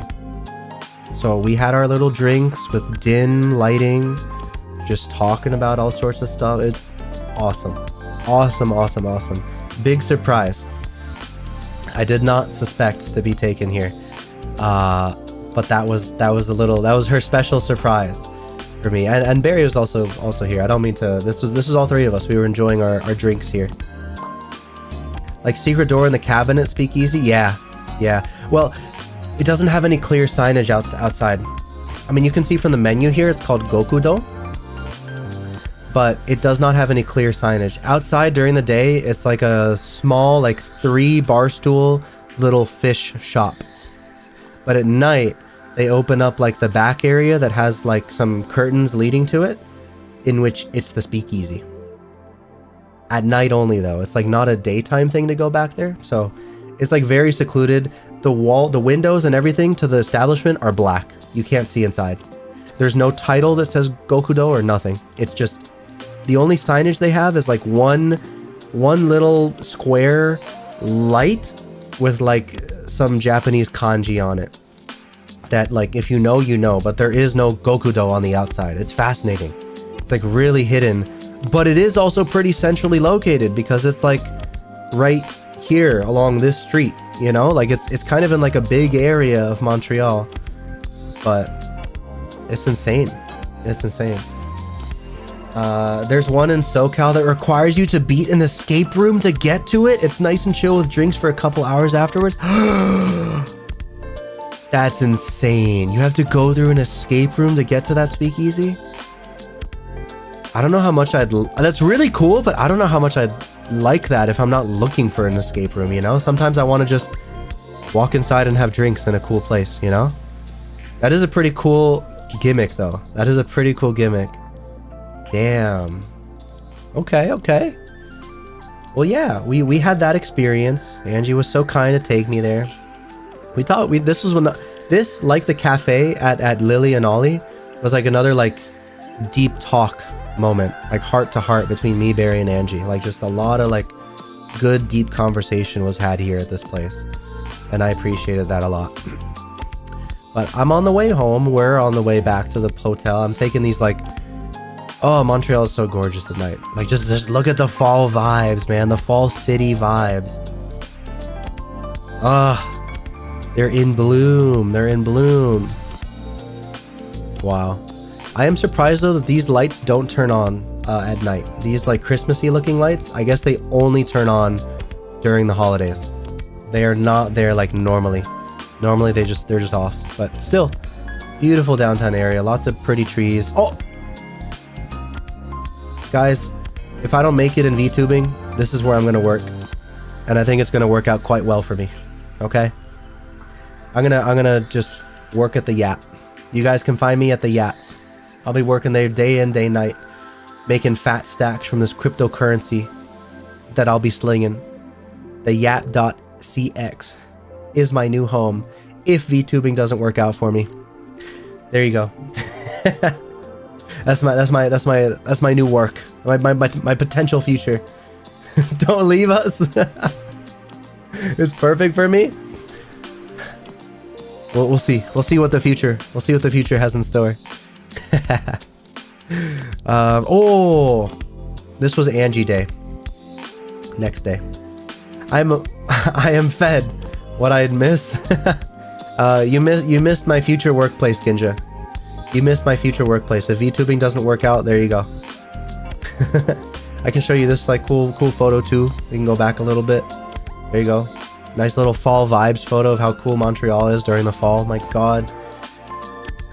Oh, and then like a speakeasy. I'll go back one more just for Ginja to say like we were at a speakeasy, Japanese inspired, that had no signage on the outside that let you know that it was there. But Angie was kind enough to take me to this place, and it was very cool. So yeah. We had a lot of great heart-to-heart conversations at that place. Now, yes, this is Angie Day. She takes me to this cafe, like a bagel cafe, but it's located in like this Grand Central looking place. Like, look at this. Look at this. Holy shit. It's like it's a communal place where people go to like do work on their laptops. And, you know, I mean, it's like a normal cafe, but it also has a lot of like office workers that show up here and stuff. And you have like these like private booths you can not rent, but like you can, if they're free, you can take them, or you can discuss one-on-one with people and be a little bit more secluded. But as you can see, it's a cafe. The whole thing is a cafe, and a delicious meal. We had a sesame bagel with, it's like a BLT sesame bagel that I had. And also a croissant du fromage, cream cheese croissant right here, delicious, and what they call a dulce de latte. It's a latte, but with your usual dulce de leche ingredients infused in it. Just, oh, this was so good. I want this again too. This was way too good, way too good. And you can even in the photo see the oil.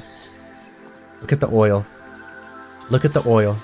Oh, so good, so good, so good, so good, so good.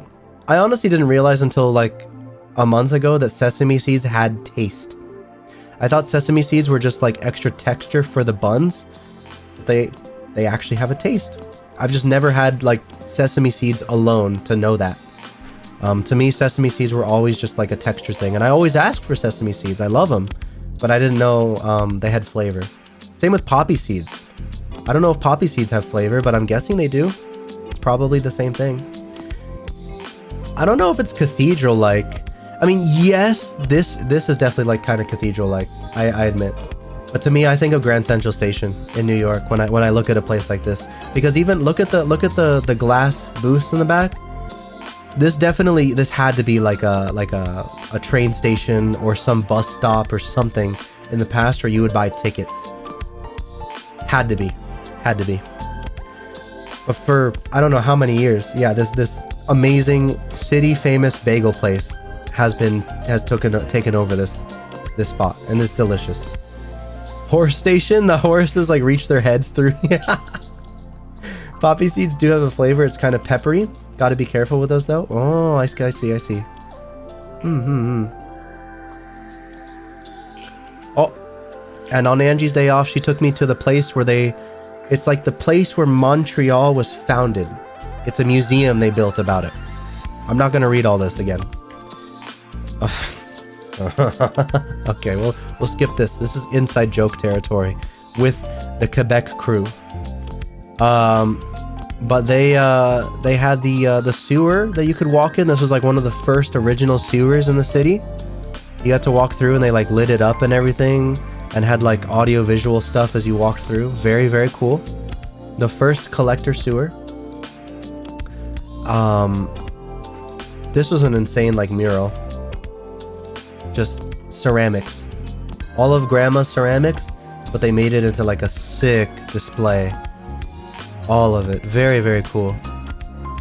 And Angie had never seen this before. She was surprised that I found this, but this was a pole like 3 or 4 blocks away from the history of away from this place. When you enter, you get a sticker on your palm, right? And apparently it's like regular custom, I guess, for people to stick their sticker on this pole, on this street. like 3 or 4 blocks away, because all of this was just littered with stickers. And so of course we added both of our stickers here to this thing right here. But it was just funny to see. It's a travel pull. I guess a travel pull is a good way to put it. Yeah. Very funny.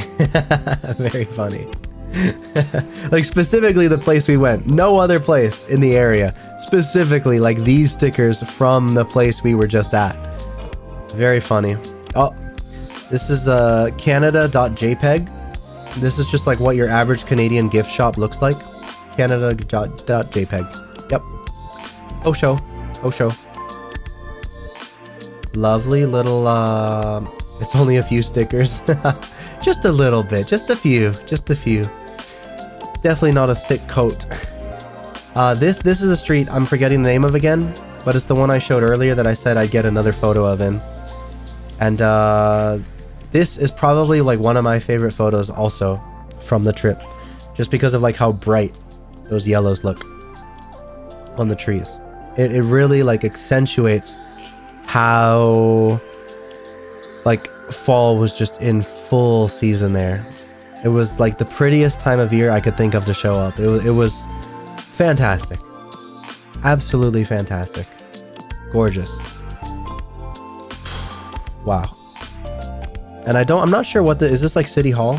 I'm not sure if this is City Hall or some other, you know, government building, but it's a fancy little government building. You get to the peak of that street and you get another statue of some guy. I don't know. Old white guy statue. They're in like every local city. Visit your local city and see the statue of this old guy that you've never heard of before, you know? They're everywhere. But it's a very cool view from the top. And he's standing there very like statue-like. And the sun was setting. Hero. Yeah, hero. Exactly. He's like some sort of hero or something. If you give people stickers, they're going to stick them somewhere. Yeah, but it's just very odd that like specifically in the direction we were going, which seemed like a very opposite direction from where you'd believe traffic to go, was just like right on that pole. Right on that pole. Then we're looking at this, you know, all these cool little fall thingies. Just fall. You're gonna see so many fall photos here. Bakery stuff. Yeah. I have a sweet tooth, guys. You can't trust me. You can't trust me. When I visit a bakery, I will vacuum up so many sweets. I look at all this and I'm like, bye. I'm that kind of guy. Okay, I can't hold myself back. This is why the cafe sells many such delicacies for you Ceruleans, okay? And it's what you're eating in the back, right there. I see you guys. I see you guys back there eating your delicious treats. But I can't hold myself back. This was the patisserie I can't even read that. Haninomie? I don't know what that says, but it's a Japanese bakery actually.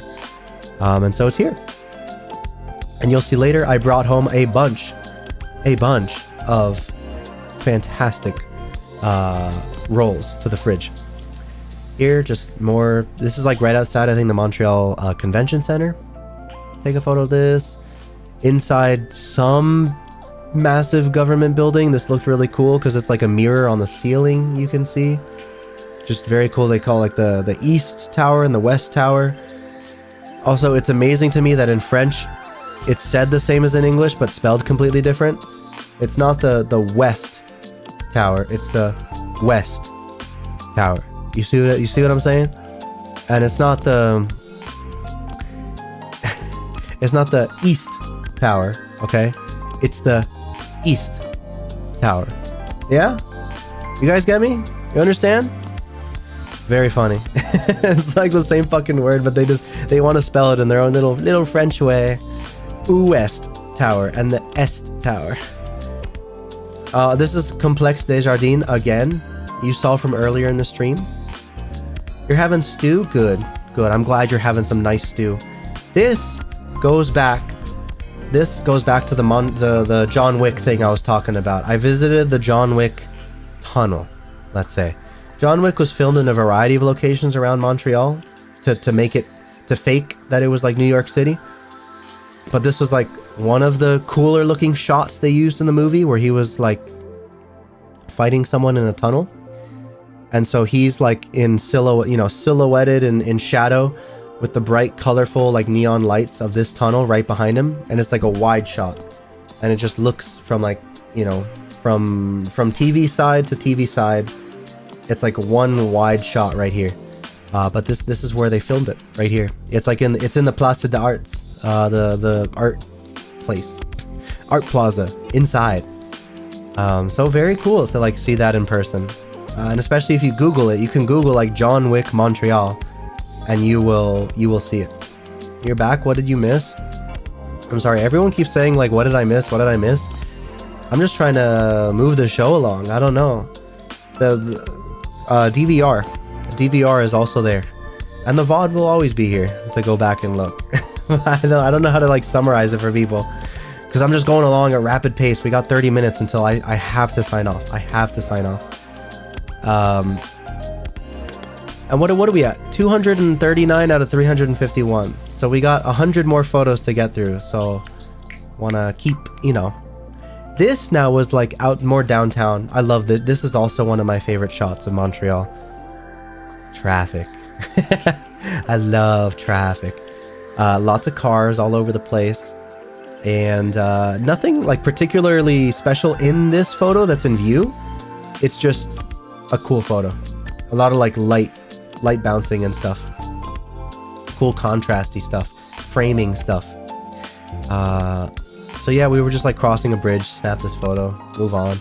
Oh, I know where this is now. Yeah. Notice I had to censor mod again. Freaking mod photobombing my photos. Oh my god. This is a great little neighborhood area here. That again, fall vibes in full season. Fall vibes in full season. Look at how many leaves are around. The colors are everywhere. Beautiful. But we decide to visit an Italian restaurant again. And this is what I got. There was no way to like unfortunately make it look like a super pretty photo like a lot of my others, but it was delicious. It was like pasta with sausage and what did they call it? Broccolette? It's a new word. I know broccoli, but they called it like broccolette or something like that. I don't know what that is. But they also had white wine on top of it. And of course, you know, they put Parmesan on top to taste however much you want. But this was delicious. This was so fucking good. Oh, so very good. I want more of this as well. You guys are lucky. You Canadians are lucky having this near you every single day. If you wanted to. My god. And my Negroni, of course, making another appearance right here in the top right. If it's an Italian restaurant, I make my Negroni cocktail. I'm like Papa Horizon. I'm kind of addicted to them now. They're really good. Oh, there's another photo of Montreal, like, you know, subway. Awesome. Very cool. Nice, like kind of like 70s vibes going on in this one with the red to yellow fade. I don't know, but very artsy. Like their subways are so artsy. Very artsy. This is me walking back to my place. As you can see, the Cathedral Notre Dame is like right here. That's the plaza. So I'm like kind of walking towards that right now from the train station. This is once again like the convention center. Beneath it, right over here, is a fire station. And this is the BioShock building. Again, making another cameo appearance. It loves the camera. It loves the camera a lot. Yeah, this is what my fridge looked like after visiting that bakery. I'm telling you guys, you can't trust me with sweets. I will buy everything. I will not just buy like one little custard bun and be like, oh yeah, let me move on. No. I must buy everything that like looks appetizing. Oh, amazing. That was my fridge for the remainder of the trip. And next day, I think this is like the good pastry choices. There you go, Tao. I get the Tao seal of approval. Wonderful. We're at the Notre Dame. I can actually show you guys the inside of this quote unquote replica cathedral. It's actually insane inside. You notice that French bakeries always have good sweets. Well, it was a weird like French-Japanese combination bakery. Like a lot of the sweets were Japanese themed. Like they had red bean paste and stuff like that. They were Japanese themed, but they were, I don't know, they had French on the writing because it's Quebec, you know, there's French everywhere. It's a Hong Kong style bakery. Oh, not even Japanese, because they had Japanese pastry buns. They said like Japanese this, Japanese that. But okay, it's Hong Kong, so not even. It's an amalgamation of a bunch of things, but it is delicious. Anyways, admission to the church, no cash, card only. This is something that about Canada that I wish we started doing in America. I hate that every time you go to a restaurant in America, you gotta like do the fucking stupid, oh yes, take my card and let me sign the receipt, and they take your card away to the back and then they bring it back and then I don't even remember the order of it. It's so weird and confusing. It's dumb, and I don't enjoy it. And I just wish that we could do what Canada does, where every single payment is a tap, tap, tap, tap, slide, tap, put your phone up to the thing and pay with your e-card. It's just, I want more of that in America because it's just so seamless, so easy. You can put in your tip if you want, or put no tip on the little machine. America, maybe like a third of the restaurants have that, or less. I know like Chili's has like the little like kiosk you can tap in stuff. Fine, but it's just annoying that we'd still deal with that. It's all fine until the internet is down. I'm sure they could process cash payments just fine. What? Y'all let these people walk away with your card? Yes. Yeah, Ginja. Yeah. Yeah. Yeah. Have you never been to America once, Ginja? I'm surprised.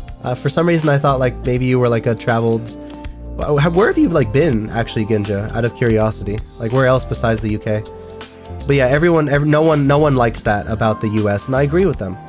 We don't need that. I would rather have like a little, you know, pay dossier kind of system. When they take your card, you go full schizo. Yeah. They close until it's back. I see. Look how long it took them to get on board with the whole having a chip on the credit card. It's true. Very true. No, not the Hippo Cake Bakery. Anyways, I should move on. Yeah, no cash, card only, which is crazy. And here we go. This is the basilica inside. Holy shit. I was like whispering to Angie. I'm like, holy shit. Like, not actually word for word, because that's like bad to say in a church, but I was just like, oh my gosh. Wow. Like I'm whispering. I didn't want to be too loud, but like my jaw like dropped when I walked into this and saw like all of this. I'm like, wow. Admission is like what, 15 Canadian dollars? Totally didn't dip for 2 hours. It's fine. Aha, welcome back. It's fine. You've not been to America? Not really sure I want to at this point, to be honest. I've only traveled inside of Europe so far. Interesting, Ginjo. Wow. Okay. Well, at least you've traveled. What's the third? Oh, yeah. I just wanted to talk real quick about how it's like a multi-layered church. I've never seen a church that has like 1 floor, 2 floors, 3 floors for mass. Like just for mass, you can come here and go up here. These are just open. And on top of that, on the other side, you have like this massive like walkway leading up, which is shown better in another photo. Here is this gigantic walkway going up. And I guess sometimes like a priest or somebody else can speak from up here to the mass. It's just, and like it's got like a golden roof. Just the craftsmanship in this church is astounding. This is not like, oh, a replica, you know, like this is like a legitimate church where a ton of money, like just look at this, dude. Look at that. Insane. Good lighting, crazy presentation, so much intricate detail. You look up, it's like, oh, gorgeous, gorgeous, very grand, very grand. Oh. And there is I have a photo of I'm not like super knowledgeable about like any religion, to be honest with you. Even though family does come from like a, you know, I guess Catholic/Protestant background. I'm not too familiar with it, but there is lore on one of the tablets here that I can show you guys for a second right here. There's like lore on the tablet that you can read in English for like what is displayed on the actual altar back here. You guys, if you care, you can like pause and read that, but it's just so intricate. Like there's just so much going on in this church. My eyes didn't know where to go. It blew my mind. And by Europe standards, how many pictures have I shown? I am at picture 253 out of 351. I got 20 minutes. I can't speak too long on the church because there's still one more trip to the top of the mountain to talk about. But yes, this is like the church. It's just insane. They got the organs there in the back. They got like you can play the organ back here. This is where they actually play, right up here. You got chairs on either side for the choir. Yeah, the church has light bars. Even the church has them. This is what I'm saying. Like Montreal is so like LED light. I don't know. LED light pilled, LED light coated, LED light maxed. fucking Zoomer terms. But they also have radiators in the pews, apparently. Like, because I guess it gets so cold, they just decide to put radiators here. Insane. Not in America. Never seen it in America. You should definitely visit America. It'll make you appreciate your own country more. I definitely... Even though I appreciate Montreal, something about it, it did also make me appreciate coming back to America at the same time. Because of the lack of French. I was like, wow, English. Nice. And like, if I really wanted to seek it out, my area does have amazing places. I just have to be the one to go to them and seek them out. I don't have like friends in the area is kind of like the main problem. I just don't go out with like people, you know? I don't have like a friend group locally. All of my friend groups are internet friend groups that I like this. I go to visit them and have a trip, you know? Miami, Canada, whatever. But cool little, oh yeah, souvenir place. I actually did buy this. I got the rosary in the back here. Which is just it's a cool little prayer. No, it's not a trinket. It's like a prayer. I don't know. But you use it when like you're going through particularly tough times, and it's to ward off the devil. Like this is like Mary right here, and she represents like pure good. So when you pray on it, it's like warding off any evil spirits.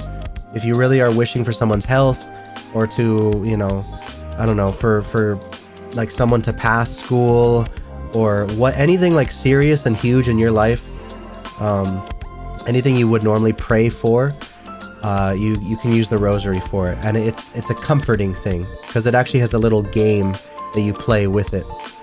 It's not a charm, maybe, sort of. All the churches in Europe are very pretty and cool, and yeah, exactly. I don't want to like say that this is like better than a European church. As someone who hasn't been to Europe but has seen photos of European churches, I know. I know. But still insanity. Still insanity to like see this. And look at this. To donate to the church, there's no like cash donation box. It's a tap card. To donate to the church. Like what? You would never see this like anywhere else in the world. This is like such a Quebec thing. Or a Canada thing. I don't know. I've never seen this before where they make you like tap your phone or tap your card to donate to the church. Like what? Holy shit. No cash boxes. 21st century church. For real. It's a 21st century church. Look at that. It's nuts. It's nuts. There's what it looks like. Notre Dame, Montreal. When it's not under construction, it's like that on the outside. But yeah, very cool church. Very cool church. That's wild to me as a Canadian. You're Canadian, Ebok? Wait, did you ever tell me like what languages you actually speak? I don't think I ever heard that, but maybe you don't want to say, and that's okay. In before that wasn't put in by the church, but some rando? Nah, can't be, can't be. They would know. Oh, this was a funny like subway sign. Very funny. Very entertaining read. Agreed. Agreed.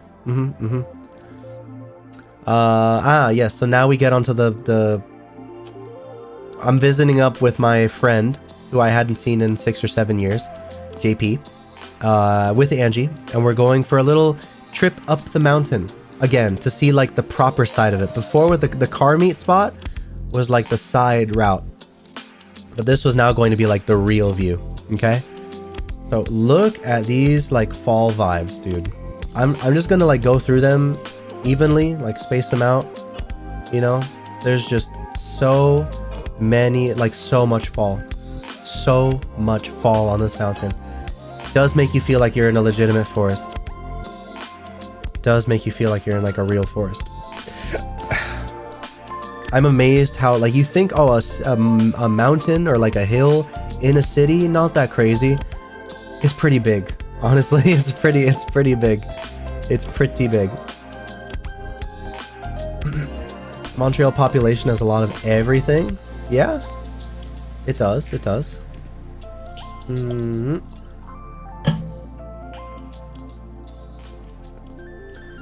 Up in chat, you briefly mentioned learning French in school loosely. Your girlfriend speaks Spanish, which you plan to learn once you relearn French. Ah, okay. So you're studying this French accent particularly close. I see where you make the connections of the two. Then, if you if you like know both, you hear both. Yeah. Okay. Funny. But here, look at all this. And I was getting serious, like as someone who's been to New York quite a bit. I was getting serious, like Central Park vibes from this this place.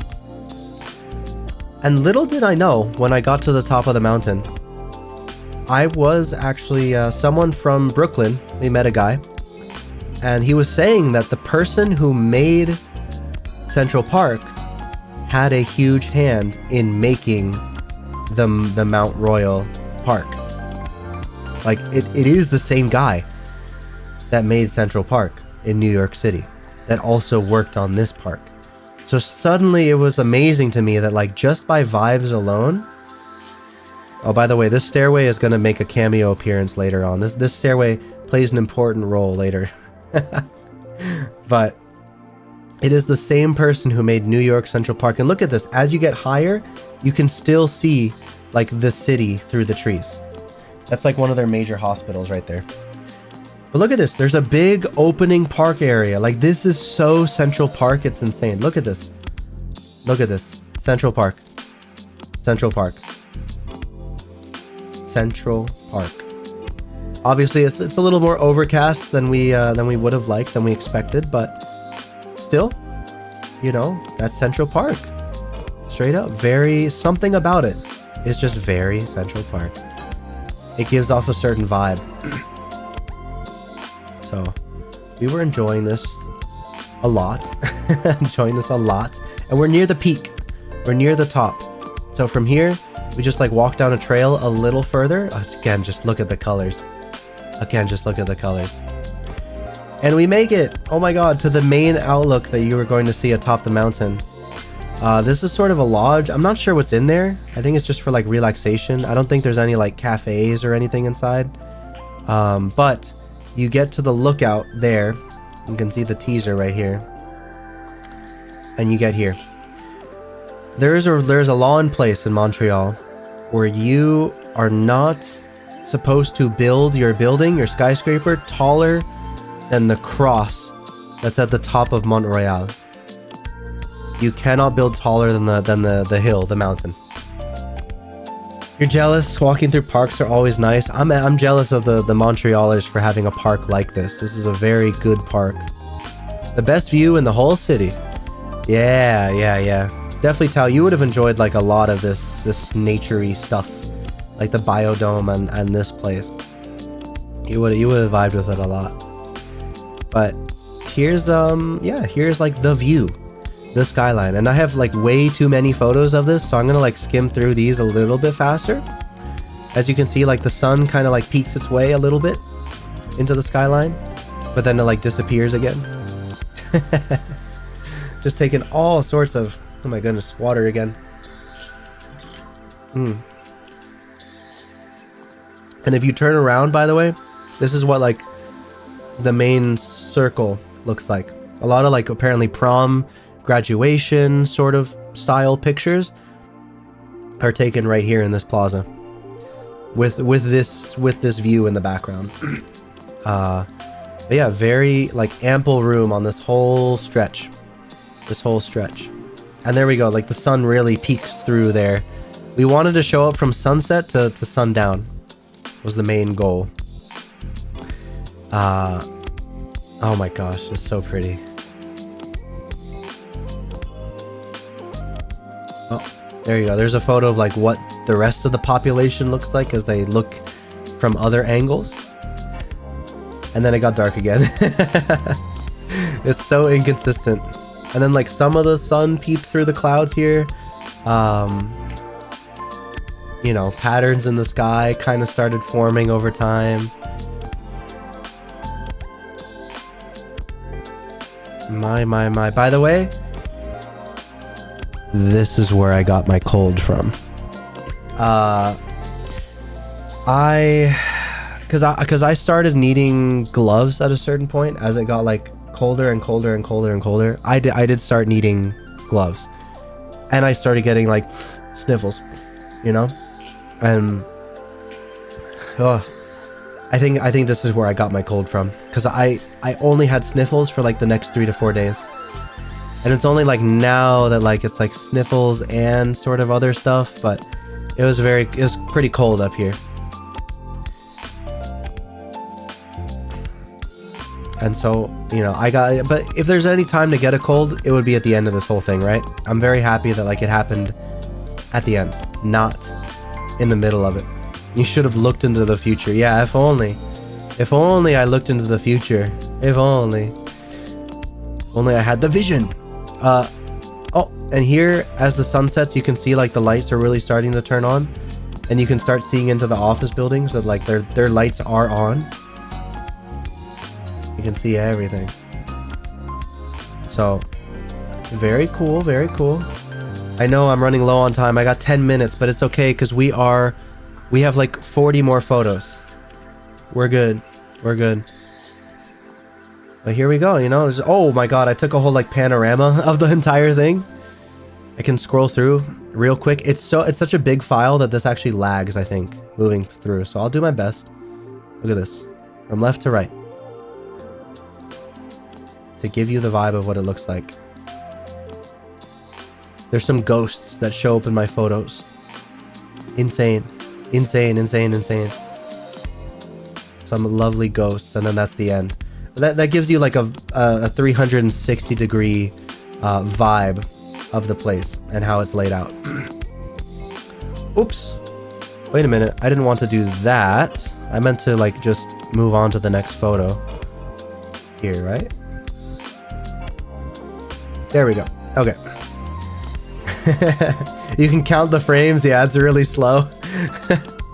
But spooky ghosts in the photo, just in time for the season. But yeah, as you can tell, we're like, okay, this is as dark as it's gonna get, and we have a restaurant reservation because this is like the final night where I'm gonna chat with all of my bros, all of my friends in one group setting. So we got to make our way to the restaurant.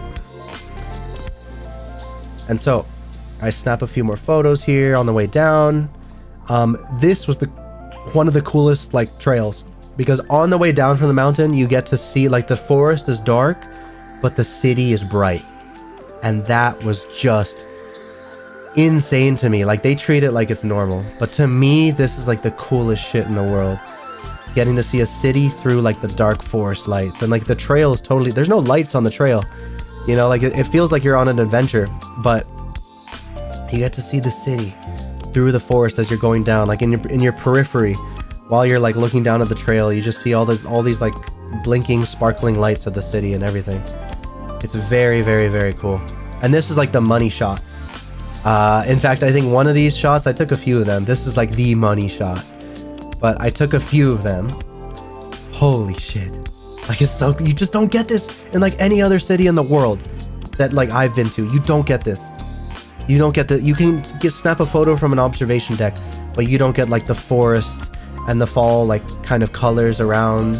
And I think this was actually specifically the thumbnail. This is the image I used for the thumbnail. But yeah, just insane. Insane. And I could stare at this for like 5 minutes, but we're on a time crunch here. So, incredible photos. We ended up taking what JP thought was a detour. Ended up being, we saw the cross, the Montreal cross in the forest. And we're like, holy shit, wait, we're way too high. Like, we're going up instead of like going down. It's some freaky shit, seeing that cross in the dark. So, this is us. This is JP and Angie getting lost in the forest. I'm with them together. We were legitimately lost in the woods for a moment. And again, this is legitimately where I think I got my cold. Like this whole outing right here on the mountain right here is like where I was just, I'm like sniffling, but hey, is what it is what it is. It was worth it. It was an experience. Get some cool photos out of it, get some memorable experiences. Never trust your friends when they say they know a shortcut, okay? Just go like the default route. As long as you don't collect any pages, you should be fine. Yo, Tao. Dude, there is some areas that remind me of like Slender. Actually, this was like kind of one of them. If the city wasn't glowing in the background through the trees, this particular like part of the park just gave me like Slender vibes for a second. You look up at the sky and it's like kind of lit up. It's like I'm playing the game Slender. But yeah, we eventually found the stairwell that we needed to, no ritual site in this one. But yeah, we eventually found the stairs we needed. And so we're like making our way down these stairs, these long windy stairs. It was the stairs we saw earlier in the photos thing. Like when you saw in the picture, there was like one set of stairs I said would be relevant later. This was like part of those stairs. Would take night vision goggles out on the trail.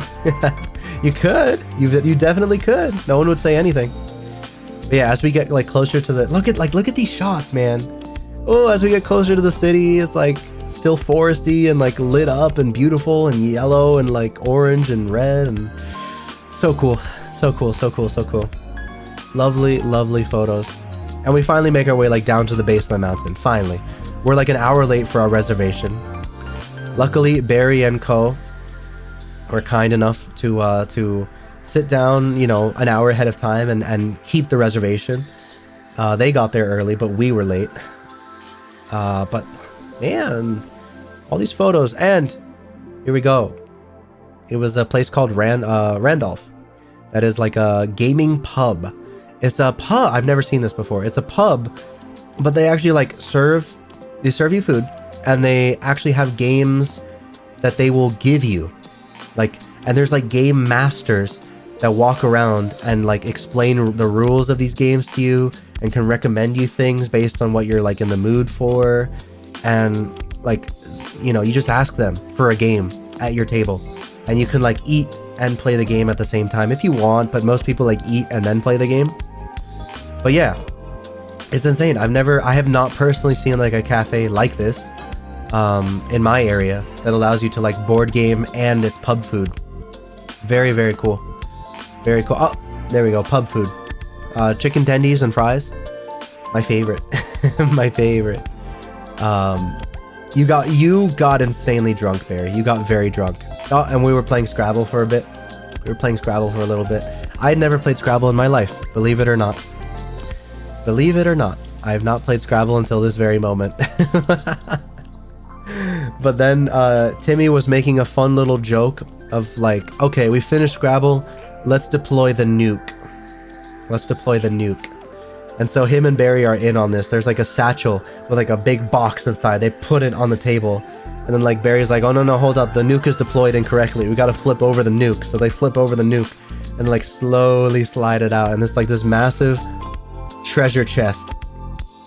Yeah, Isaac. There you go, Sir Kalen. This is an Isaac like tabletop game that Timmy had helped kickstarted and got a copy for himself. So we played this at the pub. Unfortunately, no Mahjong. This is the one thing I'll leave the stream off on, I guess, is that unfortunately no Mahjong at the end of all this. No Mahjong. Tisk tisk. No Mahjong. I was so excited to play Mahjong in person with these guys and they denied me.